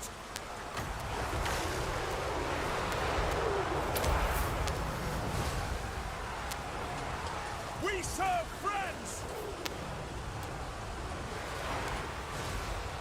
At speed! For the Emperor! By the gods! What is that thing? Yes?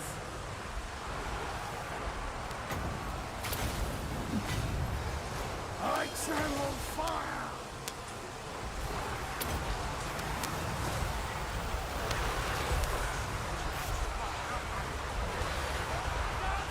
Great swords!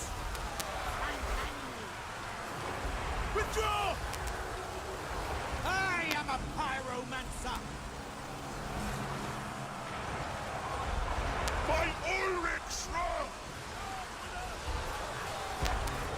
We are Sigma's heirs!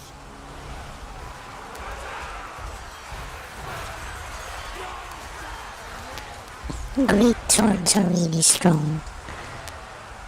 Yes!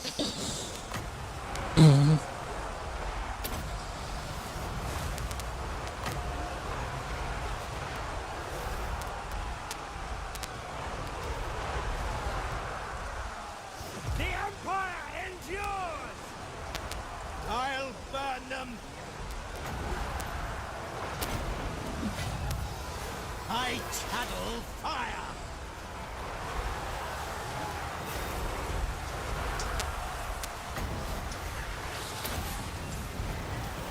Burn everything!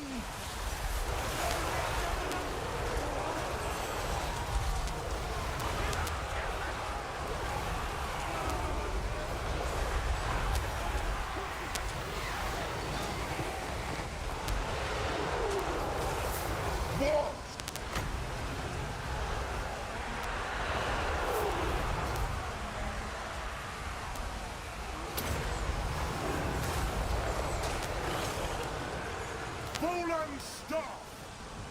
Prepare for combat! The Empire endures! We obey! Great swords! By Gol Maraz! Great swords! Get to the enemy! They are laboring! Sigma preserve us! By my will alone! Shaman! The gods have abandoned us! For France! Awaiting orders! Withdraw! For Heldenhammer! Freak. Ulrich's wrath on them!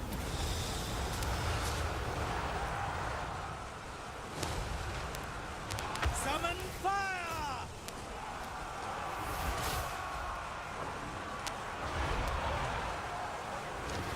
We are Sigma's heirs! Withdraw! The winds grow hot! Listen up! Obey! That's an order! Great swords! Withdraw! By Ulrich's wrath!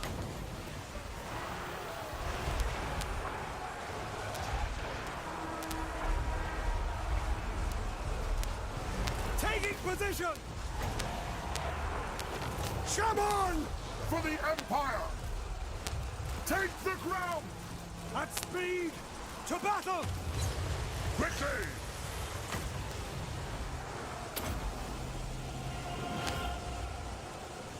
Kindle flame! Moving out! Sigma calls! At once! The power of life is mine! Now! Quickly! At speed! What is this? Oh, skinks. I think they're out of ammunition. For Heldenhammer! Feel my fire!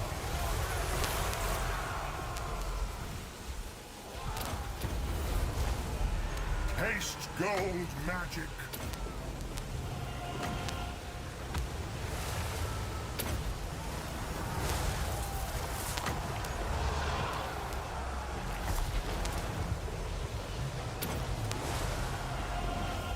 Ready for war! Sigma calls! Prepare for combat! Kill everything!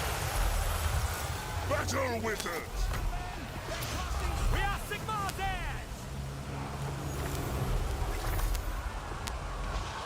Kindle flame! Charge! Yes, sir! Go! Formation march! For Heldenhammer! Attack!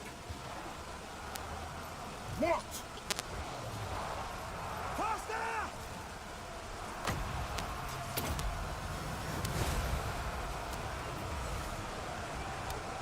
By Ulrich's wrath! Get them!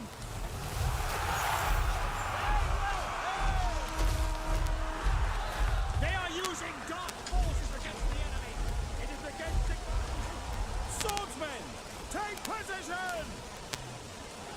Take the ground! No linger... See to it!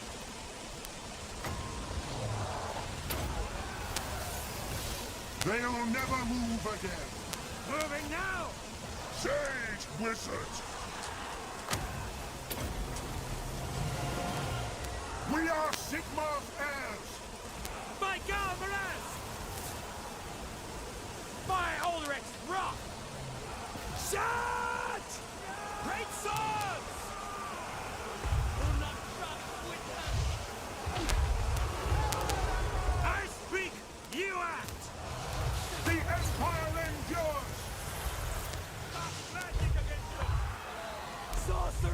before me!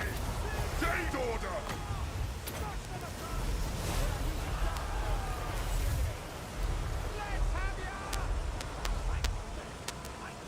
For Heldenhammer!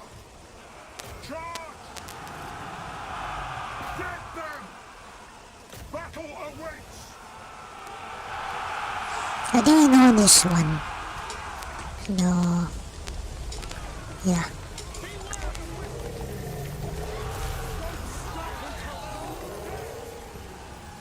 Ulrich's wrath on them! When they're really skirmishers, you know, they all they do is harass. Oh, when you chase them, they're gonna run away. Tyrant calls!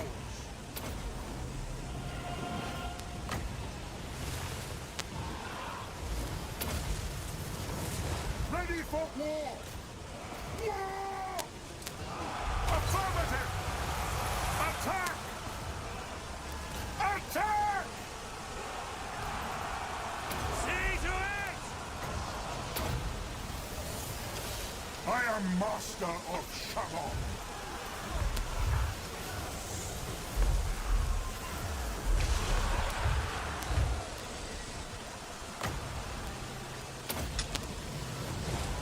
The Empire endures!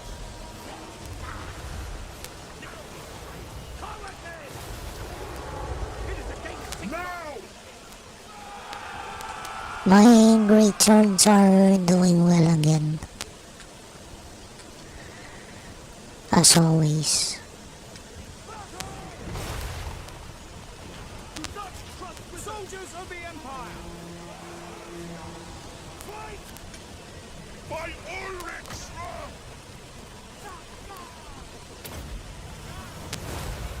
Sigmar command! Yes!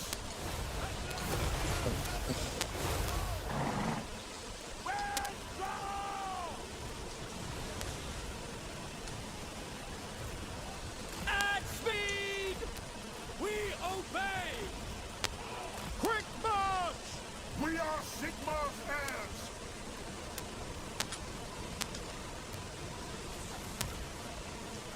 State troops ready! Great swords! I am supreme! To battle! Take position!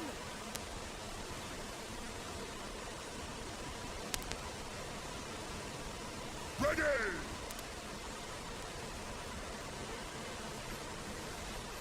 By Gol Maraz! Now! Onwards! Advance!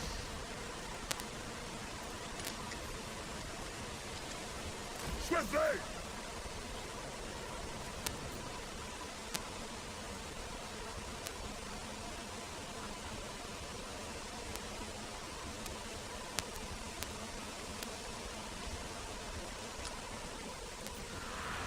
Attack! On my command!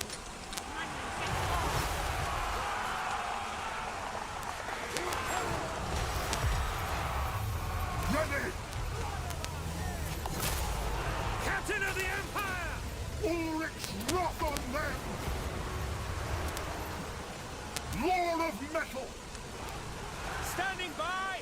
Sir!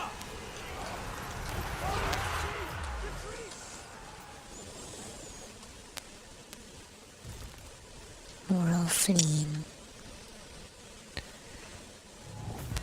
Oh man.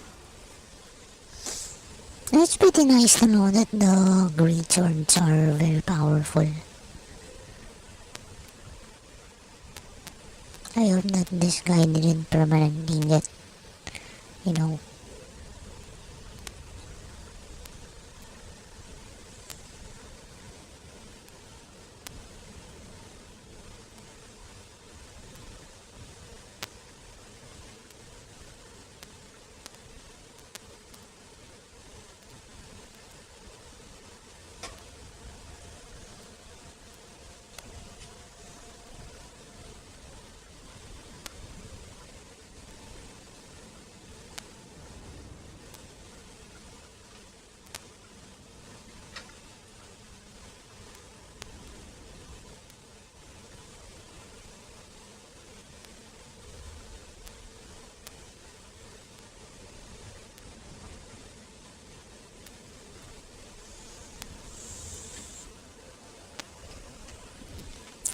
Meow, meow, meow, meow, meow, meow, meow, meow, meow.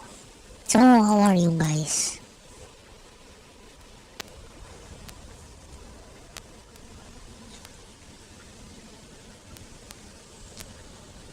No, I've been very stingy with my freaking water. I shouldn't always be drinking a lot.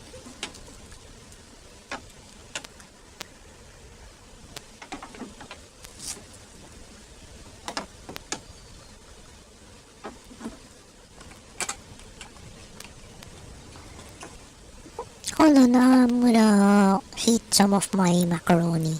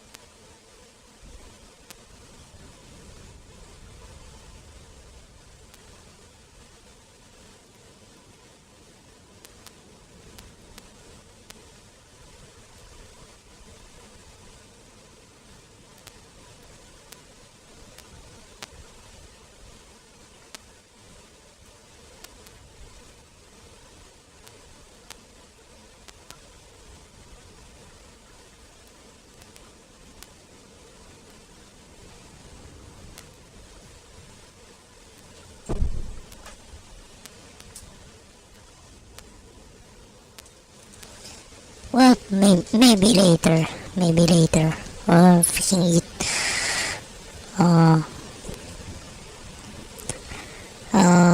Bacon.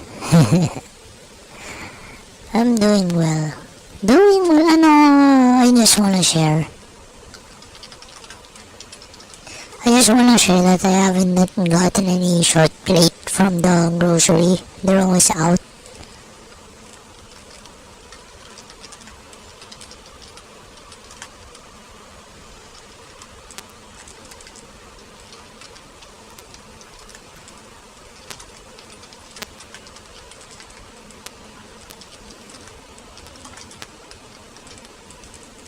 No, when I go there, you know what short plate is, right? It's no beef bacon. Beef short plate.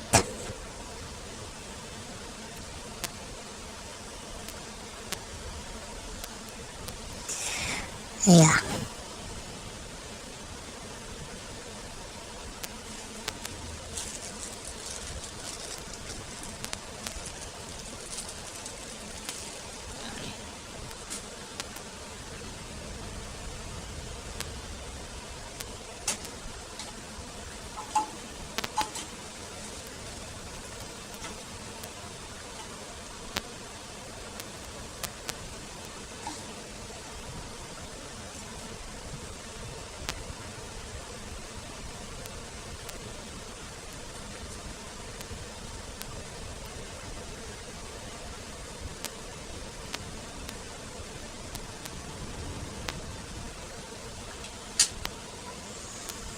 See, under gravel filter.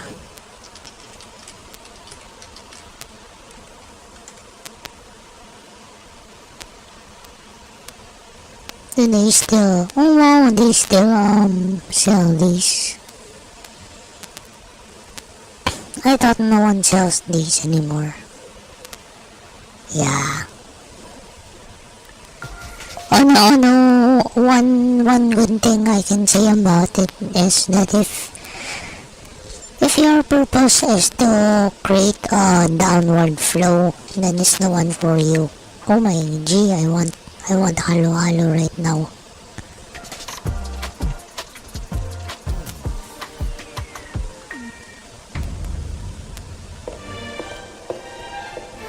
Maris, etong sayo. Yeah, I wish someone would slap me with money.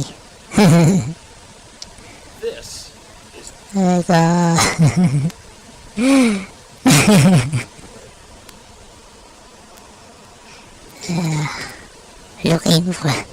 looking for an underground filter. And I'm about to tell you why Grandpa's old air-powered filter doesn't cut it. in today's aquarium. Hello everyone, this is Bentley, and today we're going to be talking about why this filter sucks, the under gravel filter. Now, this isn't the whole setup, right? This is just a plate that you would put in place, and its appropriate connection. You'd have a hard airline tube that comes down here with an air stone, and the whole goal of this filter is super simple. It creates a space under here to allow water flow to move, and then you pile on your substrate. This will bolster the nation. It's just gravel, typically. Onwards! On top, and what's What going does to the happen Emperor is bid? the air moving through this uplift tube, much like our sponge filter, is going to cause water flow to go down and through. So it's going to pull all your particulates, all your muck, all your fish waste down into the gravel because of the water power that's moving this way. And what that's going to do is cause all your beneficial bacteria in your gravel to do the work. There's a lot of problems with this thing. One, because the standard design is just this open grid here, you don't have any Jade like Wizard. extra ways to add more beneficial bacteria to the cleanest surface. And often what your real problem becomes is that as you're slowly using your gravel, which will have lots of surface area, don't get me wrong, as it sits there and You gets need more and more fire. muck in it, eventually you get this big buildup of gunk down under here, and when you have to clean this thing, you can't just pop this off and suck it all out. You've got big layers of gravel. And you'll notice, like, even this, it's several inches. You usually need multiple inches of gravel to make this successful. A thin layer of gravel's not going to cut it. It's not going to hold enough. It's not going to be enough surface area. It's not the way these are designed. Also, it relies on coarse gravel. It relies on coarser substrates, right? You can't have like that fine decorative sand bed over the top of this and get the system to work the way it wants to work. Now, most people might say, oh, well, you could do the deep sand bed on top of this. No, because the deep sand bed wants you to create an anaerobic environment, an environment with no oxygen, or almost no oxygen. And this is designed to be run in a relatively highly oxygenated environment, just like your sponge filter. Servicing this thing is a freaking nightmare.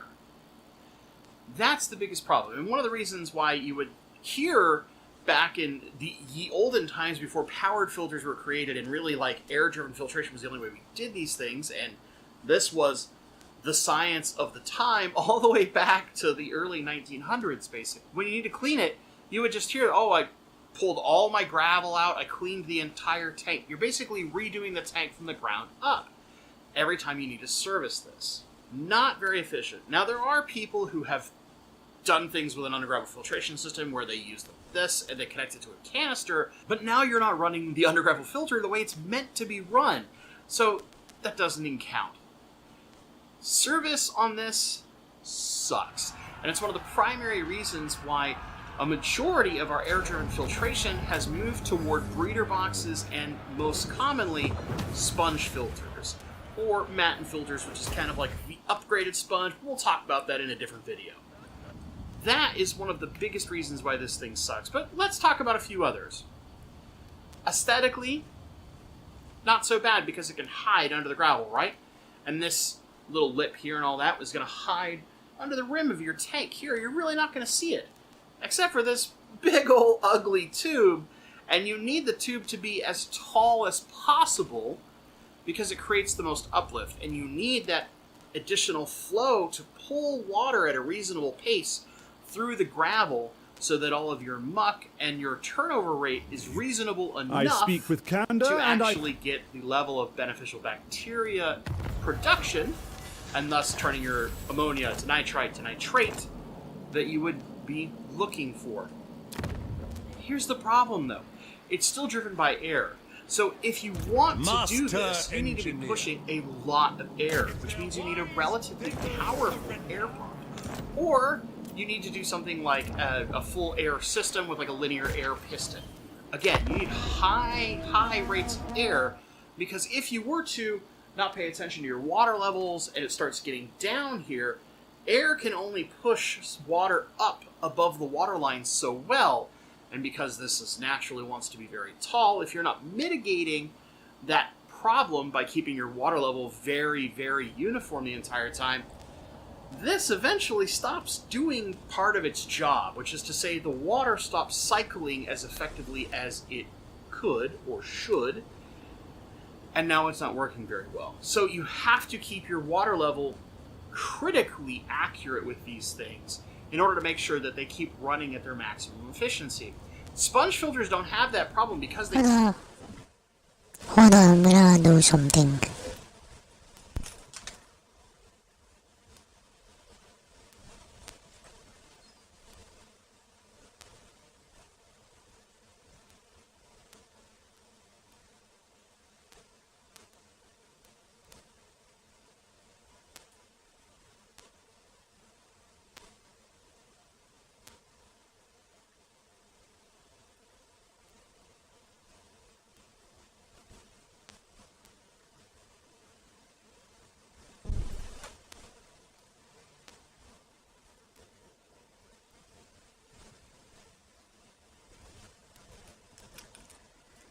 They sit lower, they have a shorter uplift tube.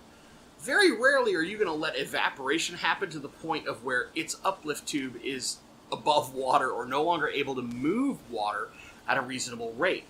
Not the case with the undergravel filters. There's a second reason why it's a problem. You got to pay a big attention to your water level. And most people might be like, Bentley, it's nitpicky. I keep my water level really good anyway. I do my water changes. Why would I worry? Still, if you were to go on vacation or something like that, and you have somebody who's just feeding your fish, they might not know, and over that period of time, you might have enough evaporation to where if you were running these things, you could run into issues. I know what you're thinking.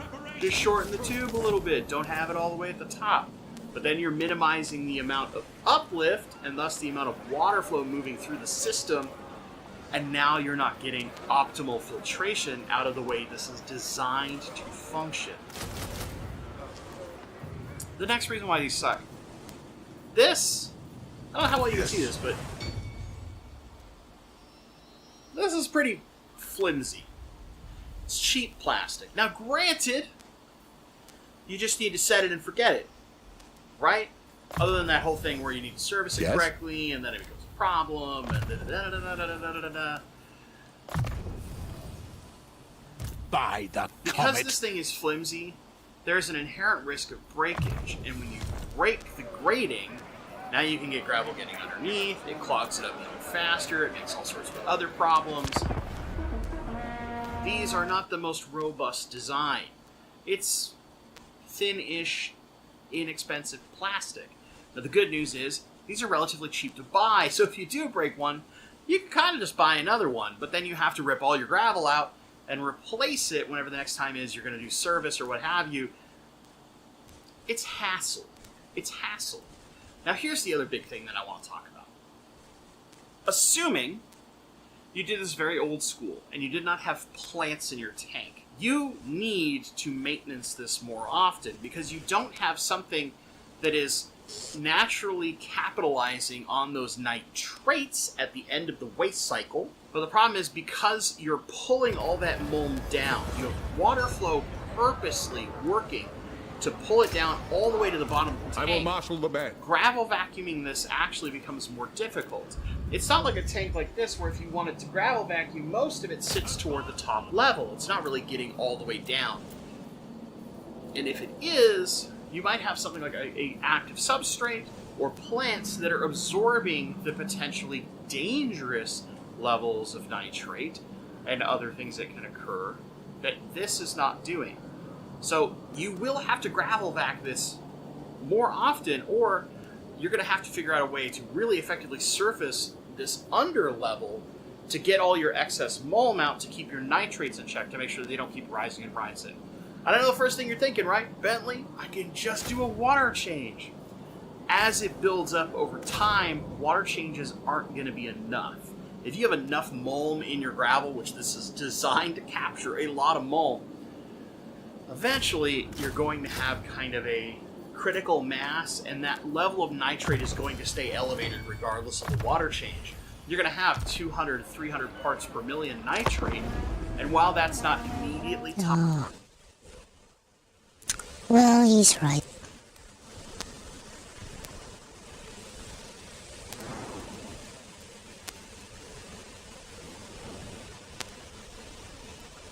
What the frick? Oh, he made one video that says it sucks. He made one video while it rocks. Jollibee Chicken Joy. Pinaka-juicy at crispy. Walang matay, ang sarap.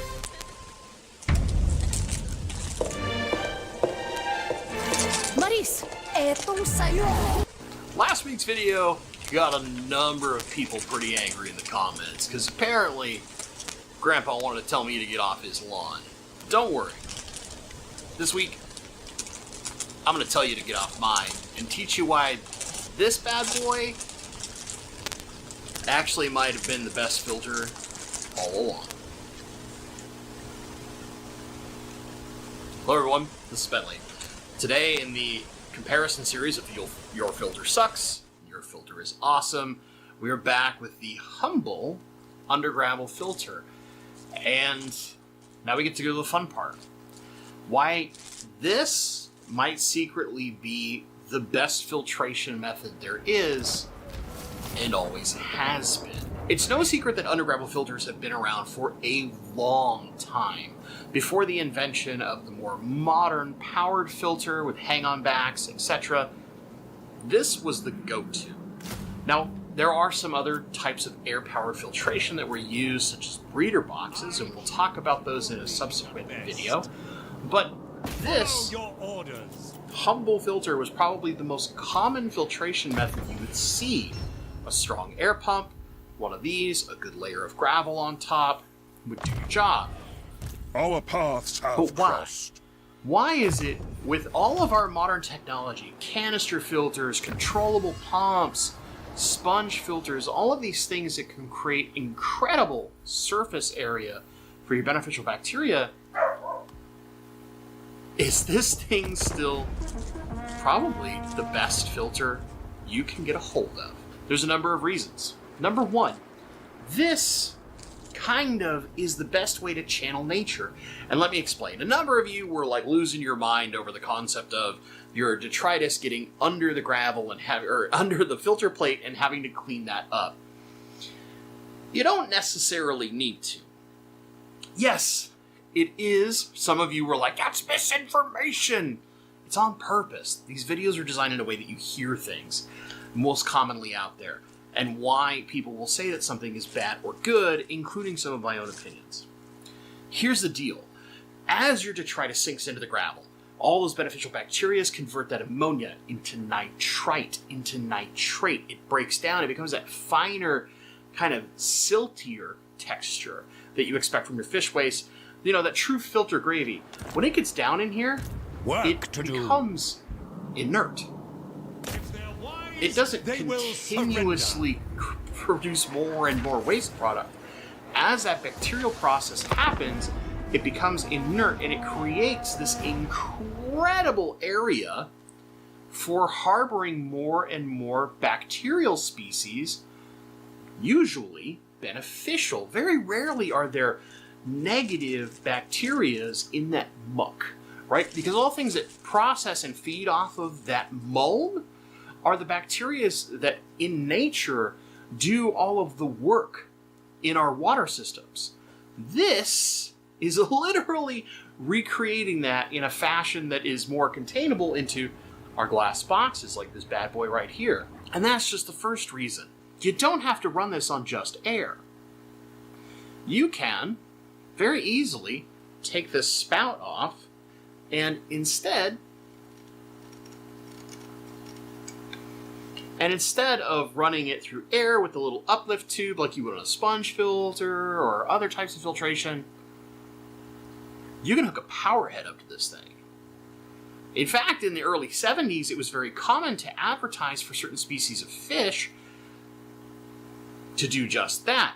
there are a number of people, including someone in the comments last week who mentioned to me over time that people who raise trout in educational environments that are eventually released back into the wild, this is literally the setup they use. They have a plate hooked to a power head and another plate hooked to a canister filter.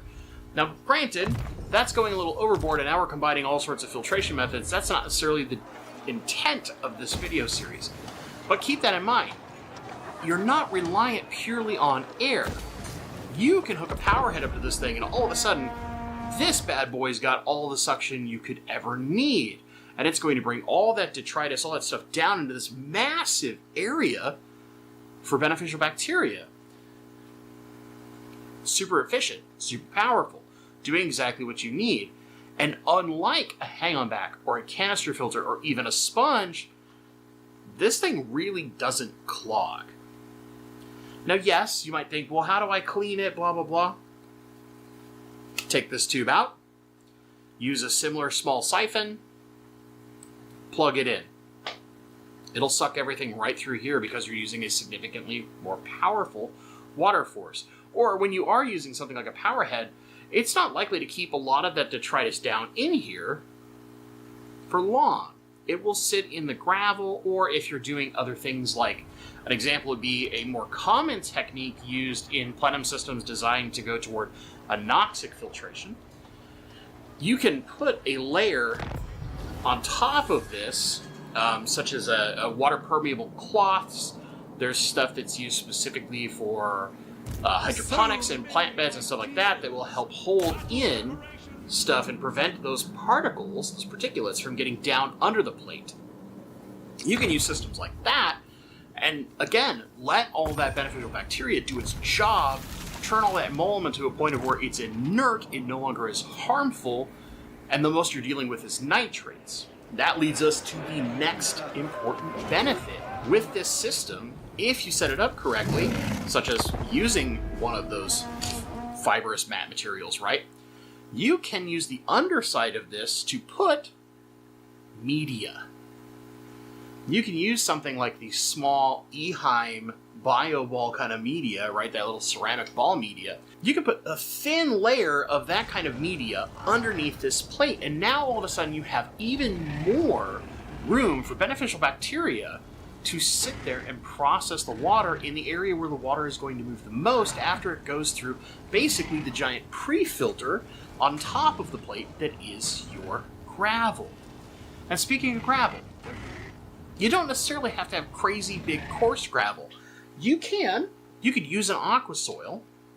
You could use more common gravel like this, where it's kind of medium, not super small, but also not huge and big. We're not talking like pea gravel like you put in your driveway. Or you could even go finer with something like this. This is safety soil. It's a montmorillonite clay that is very common in a number of different filtration methods, or just as a kind of DIY substrate because of its ability to pull lots of things into it with its high cation exchange capacity, which normally we care about when it comes to planet tanks like this and trying to get extra nutrients down to the roots. But if you combine that with an underground filter plate, now you're pulling all of those nutrient creation sources in mulm, and if you have water column ferts, down into the gravel. And if you have a highly absorbent gravel like that, or an aqua soil, it's going to pull all those nutrients, all those things in there, and make it available at the roots for plants. Oh yeah, plants. There used to be a rumor way back in the day that you can't use plants with an undergravel filter plate. If the roots get under here, it's game over. It's going to ruin everything. Fire? Bull. You know what you find typically happens if you use the right plants, aka root feeding plants, with this? Gold wizard. They grow amazing. You lack my expertise. Because you're pulling all that nutrition constantly down into the soil. You're having all these bacteria present that are breaking it down, making their various offset nutrients, the things that they respire into the water column, available to your plants. right at the roots. So if you've got crypts, swords, aponogetons, anything like that, and you're using one of these bad boys, it's Yes, so General. good. You will see the best, most robust root systems you have ever seen using undergravel filtration and root feeding plants. And if you are worried about the roots getting down into the plate and causing some kind of problem, again, go back to one of those layers In my cloth that you can use over the top that are water permeable, right? So there's all sorts of different products that are out there that are designed for like hydroponics and aquaponics systems that are designed to help roots bind to them, but not let them go through. Perfect. Layer that over the top, the water can still go through, it's going to move into this lower system, you can have extra media down underneath, you can combine tons of these things into this humble open space, creating effectively a plenum, the open space underneath. Do not confuse plenum with anoxic, please. They are two different things. You can have a plenum without trying to create an anoxic environment, okay? Now you can, speaking of, slow down that water flow, keep it air-driven, right? But instead of having this super tall pipe, you bring that thing down this way, so that instead the outlet is really low. You're minimizing the amount of uplift, slowing the amount of air to lower the flow that's coming through here, and you can try to create an anoxic plenum in that design. Now, most of the time when we're using undergravel filter plates like this, we're usually going for slightly higher flow because we want to pull in a lot, and we might be relying on that as the only filtration source. You can do this with an anoxic system. You don't have to. To be very, very clear, you absolutely do not have to. It will work either way. It's just a matter of which your personal choice is. For me, I prefer high levels of aerobic bacteria and plants. It's just a super good combination. I'm very familiar with it, etc., but you can do either. And if you want plants work well in an anoxic system as well, because naturally you're going to bring all those things down to their roots, especially if you're using root feeding plants. You're going to put all the nutrition that you want right at their primary feeding place. They're going to have plenty of food. They're going to be very happy. They're going to grow well. This for the Empire is a great way to do a strong planted tank with mostly root feeders. So similar to this tank here, right? We have a fairly thick substrate, mostly because I aquascaped it. It's got a big bank, but lots of crypts, right? Tons of crypts in this tank. And nymphaeas, lilies, they also build a really strong root structure and feed primarily at their roots. So we could use an undergravel system, do a tank very similar to this. Let me take a power look it off at to you. the undergravel, still get some nice flow with a couple of plates, create a nice big open space underneath, let those plants do a lot of our work, and use this as a part of our aerobic filtration system to break down ammonia and nitrite. The nice part about this is that effectively, because you have all that mulm and this very thick layer, typically, not always, but typically thick layer of gravel, you have a massive, massive area for beneficial bacteria to colonize, which means that the likelihood of you ever crashing your system is boop, tiny. Because you have this massive area that is basically a giant filter. You're turning all of your substrate into a giant filter. You have a huge area for a bacterial colony. So even if there is kind of a big spike, that bacterial colony is big enough that it can pretty quickly deal with some of the problems. So you really are unlikely to have a bacterial colony crash with this filter as long as you keep a significant amount of oxygen and you keep everything fairly regular, do your water changes. If you have plants, you might even not have to do very many of those, and you're good to go. One of the absolute best fish keepers I know in one of his primary display tanks, I'm talking about Master Breeder Dean, has an undergravel filter. Now he's customized it. He's got like black PVC instead of these clear ones, so it hides into his black background. It's all slickly wired up, and it's using the undergravel filter system as a pre-filter to a canister. Big brain, right? That's like going old school and yet high tech all at the same time. It is using all the benefits of an undergravel filtration system, using this big area to create a massive biologic filtration power. And yet, using a powered filter, and you could do it with just a simple power head, you don't have to go crazy and hook this thing up to a canister to make it one of the best filters out there. But even if you don't do it like that, even if you just keep it driven on air, and you go the high level, where it's high airflow to create good water flow, give yourself some flow, highly oxygenated, all those things, combine it with plants, and you're going to cover all of your bases easily. Best to achieve This used to be the filtration system from like the 1920s up until the 70s. And there's a good reason why. Secretly, it's probably actually the best filter that's out there. Nature. It's pretty neat. There you go. Now, for all of you who are losing your minds in the comments, I welcome you to comment down below. I'm sure I missed something. There's 8,000 different ways that you think I could do this wrong or right or whatever, other benefits. I'm covering the big ones, okay? We're not going to go into every detail. It's going to be a 45-minute video, and people are going to fall asleep.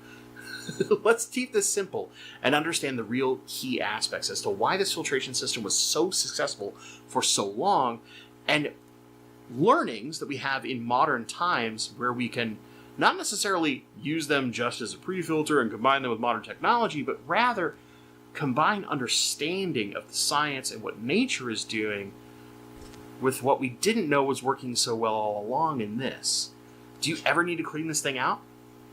Not really. You can basically leave these things running untouched for years. Years. Because the bacteria are going to do their job.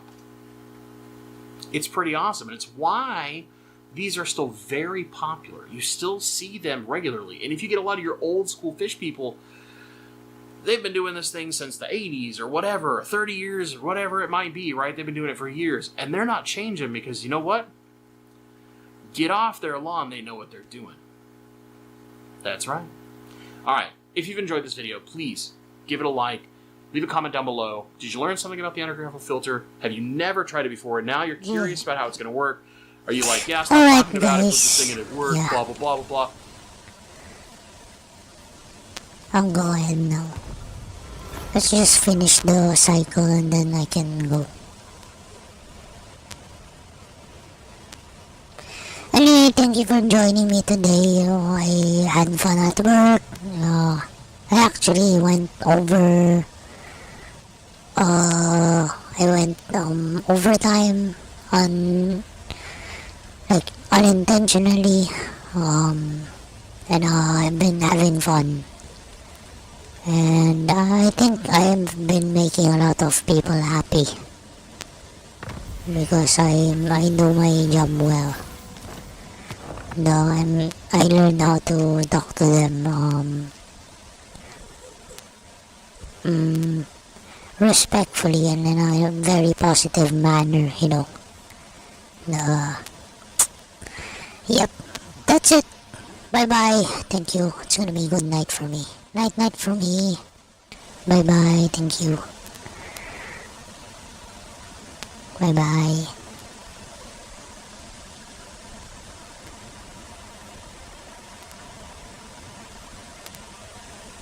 Yeah, and I hope they hire me. Bye bye. The place I've been. Yeah. If not, we'll see. Right. Bye bye. Bye bye.